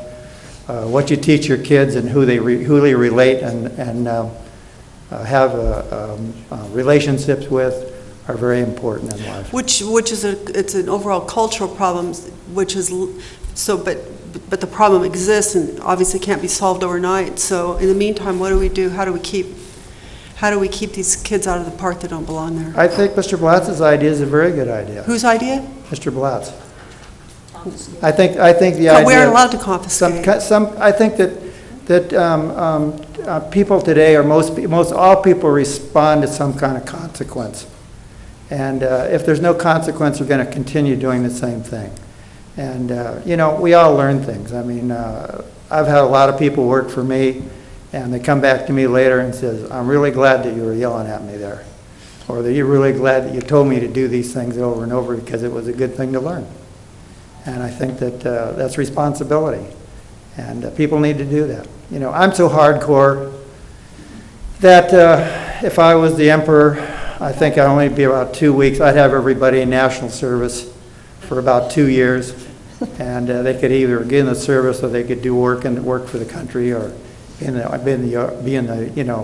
work on the road or in the forest, or do something, because I think that's responsibility. And it should have 8 weeks of boot camp where you're away from mom and dad, and you don't have a cell phone, and you learn responsibility, and you understand that you're not special. Anyway, I have a lot of ideas, but Thank you. That's another. Thank you.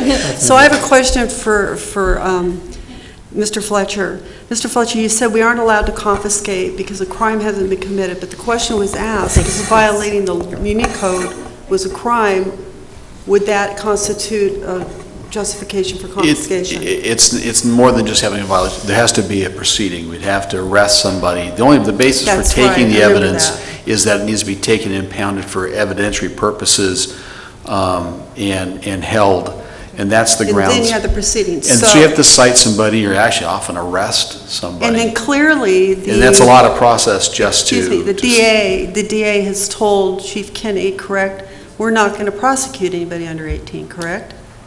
No. No, that's not correct. Under 14? No, it's under the age, like 12, 11, 10. They don't want to see that in the court, and Yeah. and they're not going to prosecute till, these are number one infractions. They're not misdemeanors, so they're not arrestable offenses. They can be fined, but they're not, for a 12-year-old or a 6-year-old or 8-year-old, to cite them for an infraction, and then I take their skateboard or whatever, I'd have to book it in evidence. So now we're gonna have to pull a report number and book it in as Right. evidence of some sort, and I don't have the authority to do that, just to take people's stuff, Right. just because I think Right. I need to take it. So Maybe in the old days.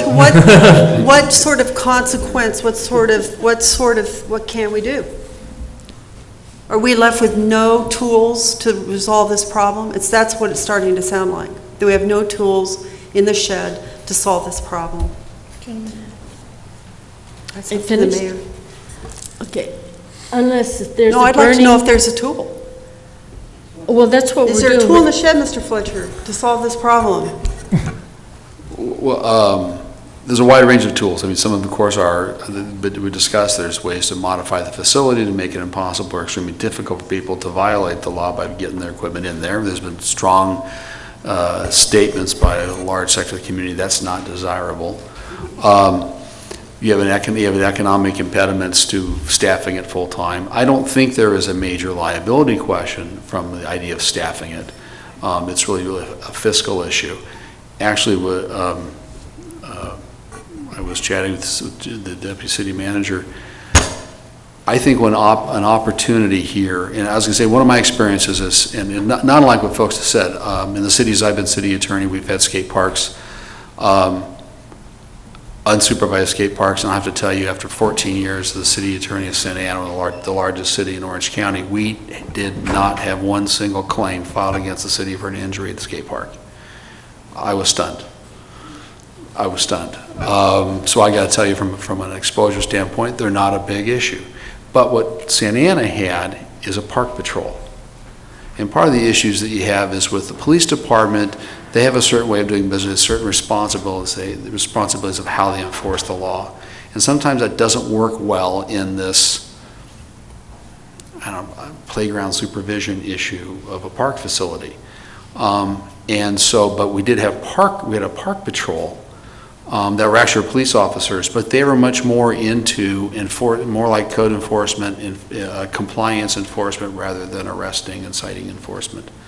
And I think something that could be considered is creating some form of a volunteer park patrol. Like a citizen's patrol. Correct. I was just saying we'd have the responsibility to give them legal training and police training on evidence and due process. I wouldn't recommend giving civilians citation authority because I think a lot of due process issues there.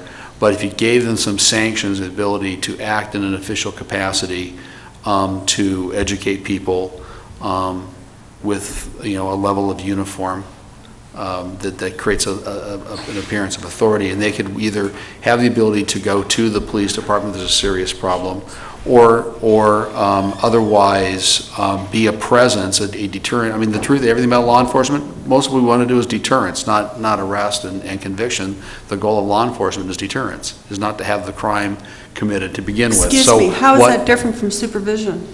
It's not, but rather than having a staff and running it, you'd actually have. It's volunteer. You have volunteers, but not just not managing it and handing it, not just like running it like you're running a gym, but rather from the ability standpoint, doesn't have to be there, just basically to come and go and be a presence. So they have a patrol, they go to Sarzati, they go to Libby Park, they go to... I think there's a whole lot of detail here that has to be fleshed out, but I think that's an opportunity to give you some of the tools, to find something in the shed here that we can work with. Okay. That would be a deterrent factor. Okay, thank you. I'm sorry. I personally feel like if the city was going to invest any money into anything to make things better, it would be to build a scooter park and to build a bike park to get the kids out of there instead of building fences and using money to get more patrol. And I think it's so clear. The need is so clear right there. The kids are telling us what they need. So to go get more enforcement and more rules and more fences, and it's like we're not listening. Okay, so then we would be teaching them that you can get what you want if you consistently disregard rules and regulations and other people's property. Madam Mayor. Oh, sorry. Mayor. All right, I'm going to go back. We had a couple of, wait a minute, Michael. Troy, did you want to speak earlier? Is that Mr. Coucil back there? And Toby. Did you want to speak? Yes. Come on up. And give us your name so we can all learn who you are. Thank you very much, Madam Mayor. Steve Coucil, I'm a homeowner in the city, and I'm not a parent of anyone who's involved in this, but I'm a grandparent. I have 4 grandchildren from age 4 to 11. They use scooters, but they don't use them anywhere near the skateboard park. We know the rules, and we enforce them with our kids, and they wear helmets when they get on their scooters. If there are other parents or grandparents around that are not obeying the law or requiring that their children or grandchildren obey the law, then I believe there should be some consequence.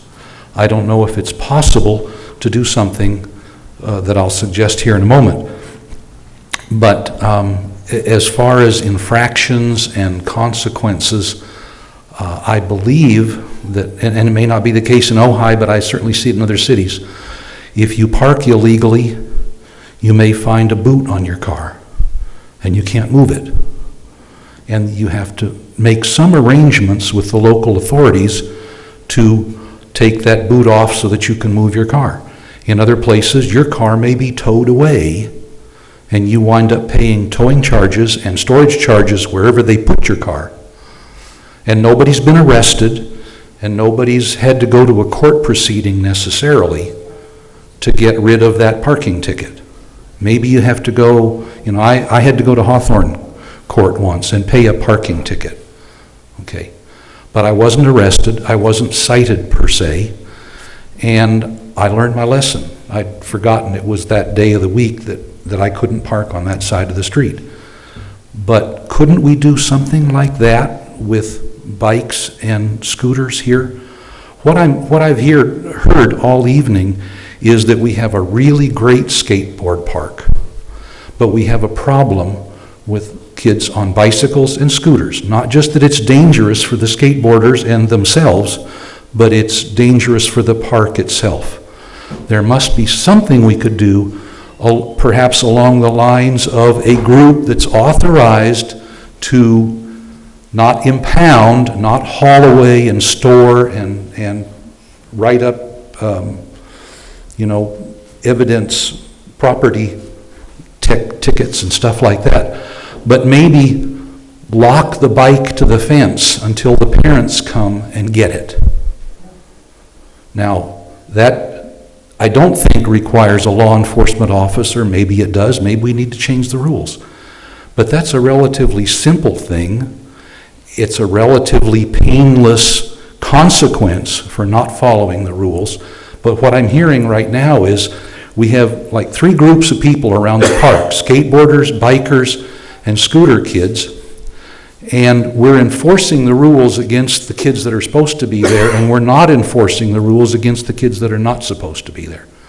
So I think that's got to change. And I'm not sure what we have to do with ordinances to do it, but I think that's what has to change. Thank you, Madam Mayor. Thank you. Anyone else in the audience? Come on up. Well, first I would like to ask that if we had And waited... Give us your name, because we want Toby to learn Green. who you are. Okay. If we had waited for all the skateboarders to behave before we built them a skate park, would we have a skate park right now? What is the answer to that? We would not have a skate park right now. And I'm the only person here speaking on behalf of the bike, so I'm probably a little shaken up. However, I think it's really unfair to demonize the bike riders as if they're bad kids. These are the same exact kids that are they're a group of kids, they're our community. These are not bad kids. There are skateboarders that are punks, and there's BMX kids that are punks. And I've had plenty of adult skateboarders actually threaten my son. One of them said he would like to rape his mother. Another one shot his skateboard through my son's tires and made my son go over his handlebars. This is not you can't demonize one group over the other. There's a need in this community, and it's for a bike park, and I think it surpasses a lot of needs recreationally right now. Originally, I actually was an advocate for the skate park. I was active in the building of the skate park. We sponsored the Ojai skate team through our restaurant. My daughter donated her birthday money to the building of the skate park. I very much support the skate park staying as it is, and I am very solution-oriented in trying to find a solution to get the bikers out of there. I know it's a problem. And I've been working for over a year now trying to get a bike park built, and I don't think we should put it off any longer. How many more of these meetings should we have? There's a need for a bike park, and we need to make it happen. When the skate park was being built and actively fought for, the community rallied behind that and made it happen. And now we need the community to rally behind the bike park and make it happen. And some of that community needs to be the skateboarders. And a lot of them are leaders, like, you've been really cool to my kid, and my kid has never chewed you out, but a lot of adults have chewed the kids out. And I know my son doesn't belong in there. And I've told them if skateboarders show up to leave, I know he's not following the rules, but he needs somewhere to ride, and so do a lot of the riders. I really encourage the city and the recreation department to prioritize a bike park, and the scooter park seems like a really easy solution at Sarasota. It doesn't sound like it'll cost a lot of money. I don't think right now an outdoor basketball court or those kind of things are as much of a priority as this is, clearly. I had a million other things and they're gone. Thank God for everybody. Thank you. I want to be a little defensive here. I don't believe that this council, commission, and the speakers are demonizing bikers. That's a bit harsh. And two, to me, it's very clear. A skate park, it has rules and regulations. For a young person to violate those, or for an adult to say you can violate them a little bit, is wrong. Can I still speak on it? No. No. No. It's in response to what you just said. No, we're not going to get into an argument here. I've allowed you to speak twice. Anyone else out there? Michael? Yeah, I'd like to respond. I'd like to share something really on a lighter note. Hermosa Beach, their first skateboard cop. They have their own unit now. Isn't that great? This is Officer Joel Zawicki. He's 40 years old. He has a partner, and they patrol the Hermosa beachfront on skateboards. And they also have a squad car. So just to let you guys know that, it's not that bad, and here we go. So on a lighter note, it's a positive thing, all right? I love it. Anyone else? Come up, please, and give us your name again. Well, this will be the first time. My name's Evan Elder. I work at Nordhoff High School. I've been teaching there 4 years. Grew up in Ojai for the past 30 years. Ojai's always had a wood skate park. Now it's concrete. That's great. Very happy to have that. Santa Paula had a concrete park first. Some of the things that they implemented to kind of enforce the rules, my skateboard was confiscated because, believe it or not, I broke the rules and wasn't wearing my helmet. And I had to pay $185 to get it back. My parents were pissed. I have my helmet in my car right now. So, one of the things I think would be a benefit and also equitable, if anyone's breaking the rules of the skate park, have some sort of penalty. Yes, and I do believe that the bikes need somewhere to go to. I currently own a shovel. I use it a lot because I ride bikes as well. I build parks all up in Upper Ojai. I like to ride too. I wish they had a place to go, but yeah, I don't know. It's just one of those things. I feel that there could be a consequence worthwhile that isn't over the top, but that was something that I experienced when Santa Paula built their park. Also, maybe exploring something like volunteers and police. I know they have those in Ventura. They have multiple units. They drive like a little minivan. They help inform officers when things are not going up to par and allow that to kind of have more eyes in the community. Maybe an option, but that's all I really got. That's all I really could think about. But everyone had a lot of good ideas. We have a super fun skate park. I'm there all the time. I don't have as much of an issue with scooters and bikes because I know most of the kids, so they're pretty respectful to me when I kind of give them a soft talking to. But yeah, so I hope you guys come up with a solution. I'd love to be a part of it. Stoked I came today. So thanks. And thank you very much for joining us. And there's someone out in the audience that I'm going to look on the other side of the room so that, and I'm surprised that she's not going to give us any information, give us any benefit of her experience. Okay, fine. But I'd like to say it's nice to see Carol Belzer here tonight. Anyone else from the audience? Then I'm going to bring it back to us. Madam Mayor, if I could just make one more comment. You know, sometimes we make things so damn difficult. And I don't know why we do that, but we're always worried that we're going to do something wrong. Why can't we post in the skateboard park, if you're on a scooter and you're under 10, you're going to lose your scooter for 5 days. If you're under 14, you're going to lose your scooter for 10 days. If you're over 18 and you're in there with a scooter, you're going to lose your scooter for 30 days and pay a $185 fine. What's wrong with that? Now, Mr. Fletcher, you probably have all of the reasons in the world why you can come up with that that's not the way to do it. But who's going to complain if that's the way we do it? Let them complain. Why don't we just do that? The city. We impose our own. You're suggesting instead of going through the legal system that we have a fine for doing that as a city. Yeah. Well, I don't understand why we can't do that either. Well, thinking about it, we used to pick up illegal signs, and we would just put them in the back of city trucks, take them down to the yard until someone came and picked them up. Well, my thought is we just make things so difficult, and I'm a lawyer, so I'm on your side, but I'm saying from a politician, you know, why do we have to make it life so difficult? Let's just say this is the way it's going to be, and do it. Who's going to confiscate it? Whoever confiscates it. Madam Mayor. Can the city pick up? I would imagine that somebody from the Rec and Parks Department could do it. Well, it seems to me if we can pick up illegal signs, we can pick up bikes. Mr. Fletcher. Madam Mayor, members of the council, the confiscation of signs is because they're illegal encroachments to the public right-of-way. That's why we illegal signs, because it's illegal to post a sign in the public right-of-way. And the courts have said that since it's our property, we control it, the city can take the property. And you usually confiscate them and call the candidate or the business and get it back. You don't have to, you can just throw it away. Obviously, I'm not considered tonight and advocate that the city adopt a practice that isn't legal. And my responsibility to you and to the community is to ensure that we don't take an action that exposes the city to significant liability and expensive litigation over an issue. However, so I would say we'd have to find a good faith, legitimate legal argument.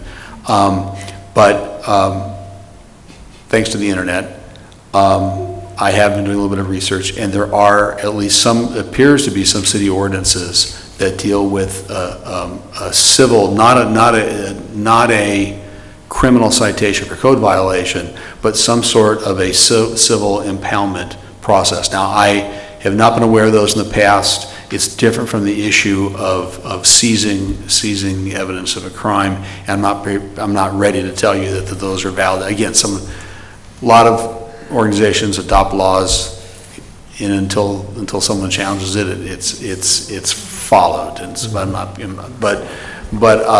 I'm going to continue to research the question. If we can come up with a defensible legal impoundment process that is civil in nature, that's clearly something I would encourage that we do. The idea of, I was actually thinking about sort of locking the bike to the fence, or locking the scooter to the fence. I'm not sure we can do that, but maybe there is a simplistic process of a cage at the park with a lock on it that park staff have access to. They can put it in there, and it's not accessible. We will immediately look into this question to find out if there is some sort of an impoundment process that is enforceable. It doesn't change the issue about staffing, people to do it. If someone's going to be, that's still enforcing the law, and whoever does it has to be properly trained and authorized to do so. But it might be a tool that we never, it takes away the whole juvenile court problem we always have with juveniles, is juvenile court just doesn't, their world is different. And it takes us out of the juvenile court environment, which frees us up from that standpoint. So we will look into that one immediately and see if that is at least a good faith argument that we can have such an ordinance. And I'd like us to stay on this. I know it's a bother to keep going over the same information over and over and over, but I don't want it to submerge again into the murky waters until 6 years from now we do this entire thing over again. We have it at a high level of consciousness. We have a lot of people in the community aware that we're trying to find a solution. So let's find a solution right now so that we don't have to do this repeatedly. Sage? A question and a statement. The first question is to Mr. Fletcher. We have code enforcement officers. Is that the type of thing that a code enforcement officer for the city could enforce as well? Are they Our code enforcement deal with zoning and building right violations only currently. But that's the type of background that so it would be a someone code would have. enforcement type person with a different background than planning and zoning and all that. Okay. I was just curious mostly. And then I just want to come back quickly to, we don't want bikes in the park. Bikes are not allowed in the park. They're not safe. They're damaging the park. And then I want to go to, as a Parks and Recreation Commissioner, I am very clear that there is a need for a bike park. And I don't see a connection between these two issues in the sense of, I don't see the damage and the need for them to be gone connected to not having a bike park. I think the bike park standalone, all on its own, is an absolutely good idea, and I see a need and I see an opportunity. So for myself as a commissioner, I just want to be clear that for me they're separate issues. We need to deal with bikes not being in the park, and they're not allowed to be there, and they're breaking the law as it stands now. And then on the issue of addressing the bike park, let's address the bike park and the need for the activity, a place for those kids to have the activity that they're pursuing. And the same goes for the scooters. So I don't think there needs to be animosity between these two things. I think that they are two separate issues in my mind. So thank you. And I want to remind everyone that the skate park didn't just show up after 1 year, 2 years worth of effort. We're talking 15 years, 18 years? Somebody help me out there. 15 years. 15 years? So that's a long time for skateboarders to work on an issue and to be consistent, and that's a long time. And the BMX or whatever kind of bikes can do the same thing. Madam Mayor, if I may. Councilmember Laura. Well, I just want to appreciate everybody that commented on the topic. I agree, it's been very, I think, effective workshop. And as a council, I think we do have the opportunity to show some leadership right now, and hopefully we could direct staff to possibly, I do agree that it would be great to make something simple that Councilmember Blatt said about enforcing it. And I know that it's tricky to have the police in there, but I would also invite the staff to possibly connect with Chief Kenny and see what kind of support they could offer. Because I think that them being in uniform does reiterate and demand for respect.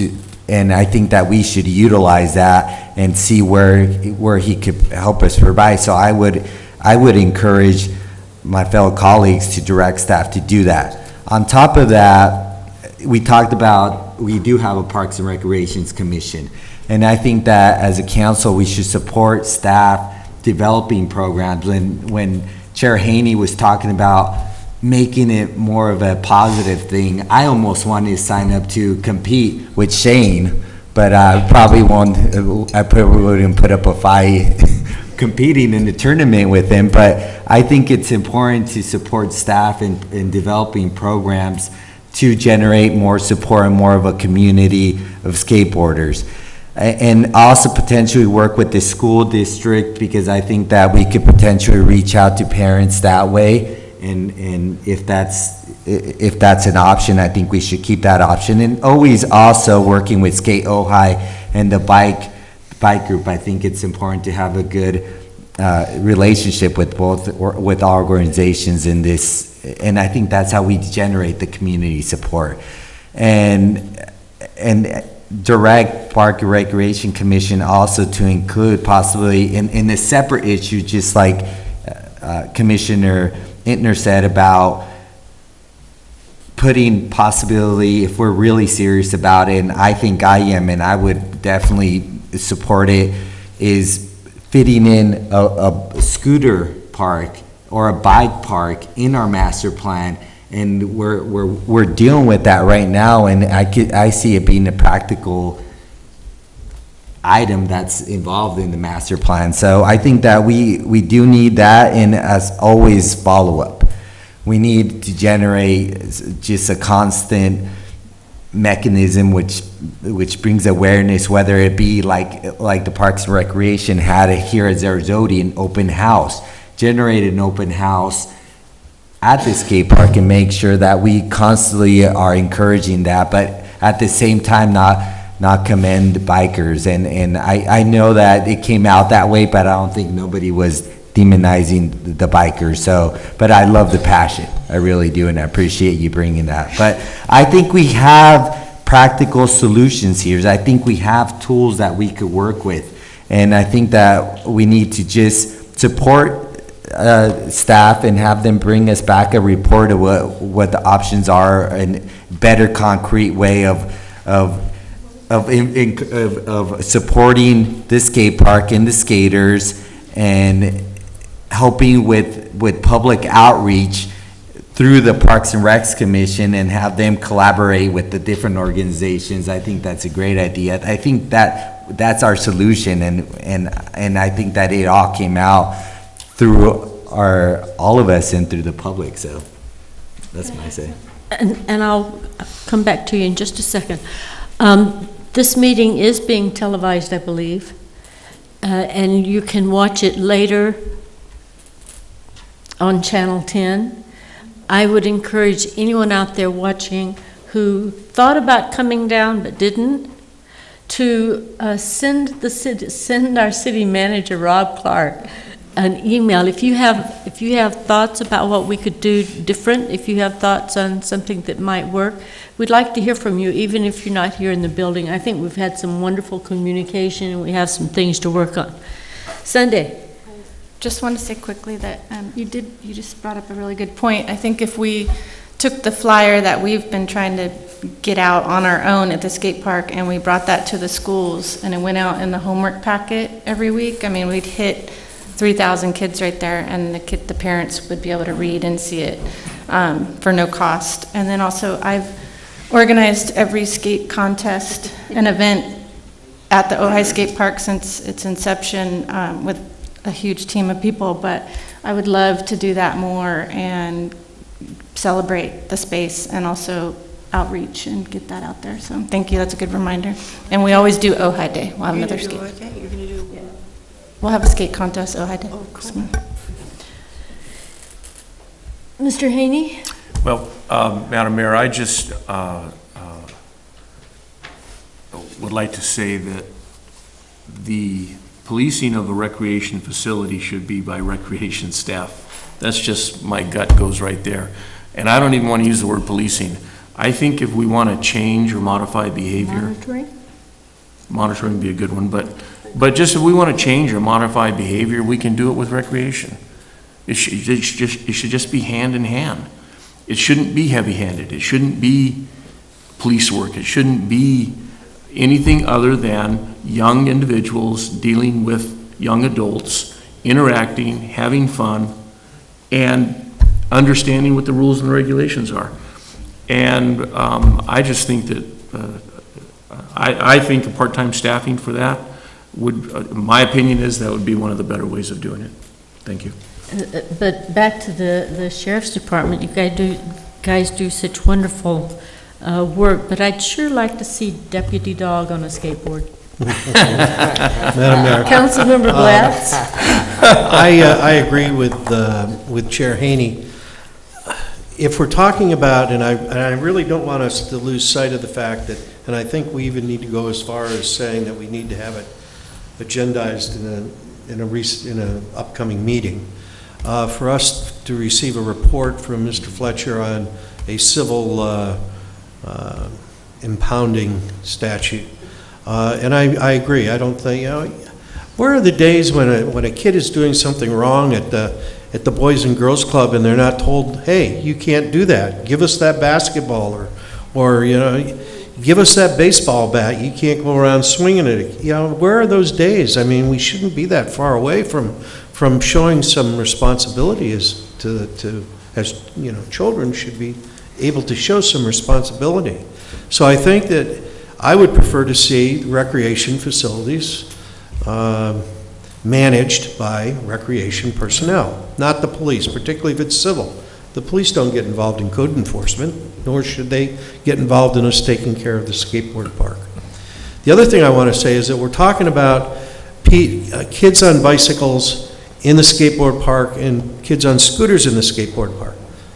But I can guarantee you there's a heck of a lot more kids out there riding bicycles that don't go into the skateboard park, that wish they had a place to ride, than go into the skateboard park. And the same thing with the scooters. I think if we can come up with an inexpensive way to provide a scooter park for kids that from 3 to 10 or something, why should they be exposed to what's going on at the skateboard park? Let's see if we can't come up with the 25 or 30,000, whatever it happens to be. And I would ask that the staff come back to the Park and Recreations Commission with some ideas on some sort of scooter parks in the near future, because I think we could probably solve that in a hurry. But it's like was said, his grandson doesn't go in the skateboard park, but he's a scooter rider. But I'll bet he'd come over to the scooter park. So I think it's really important that we understand that we're talking, even though we're talking about quite a few kids that may be doing things illegally, there's a whole bunch more out there that aren't, that are showing some responsibility. And those are the kids, along with the ones that can't seem to stay out of the park, that we need to provide a recreation facility for. And so many times we come up with recreation programs that fall flat. Hopefully we don't have too many of those. But here we've almost got a sure thing. We know that these parks really, really are well accepted by the kids. And the skateboard park is exactly that. It's so well accepted by the kids that kids that aren't even supposed to be there want to be in there. So I think that it's really important that we look at a scooter park as soon as we can. Madam Mayor? Can I add to that?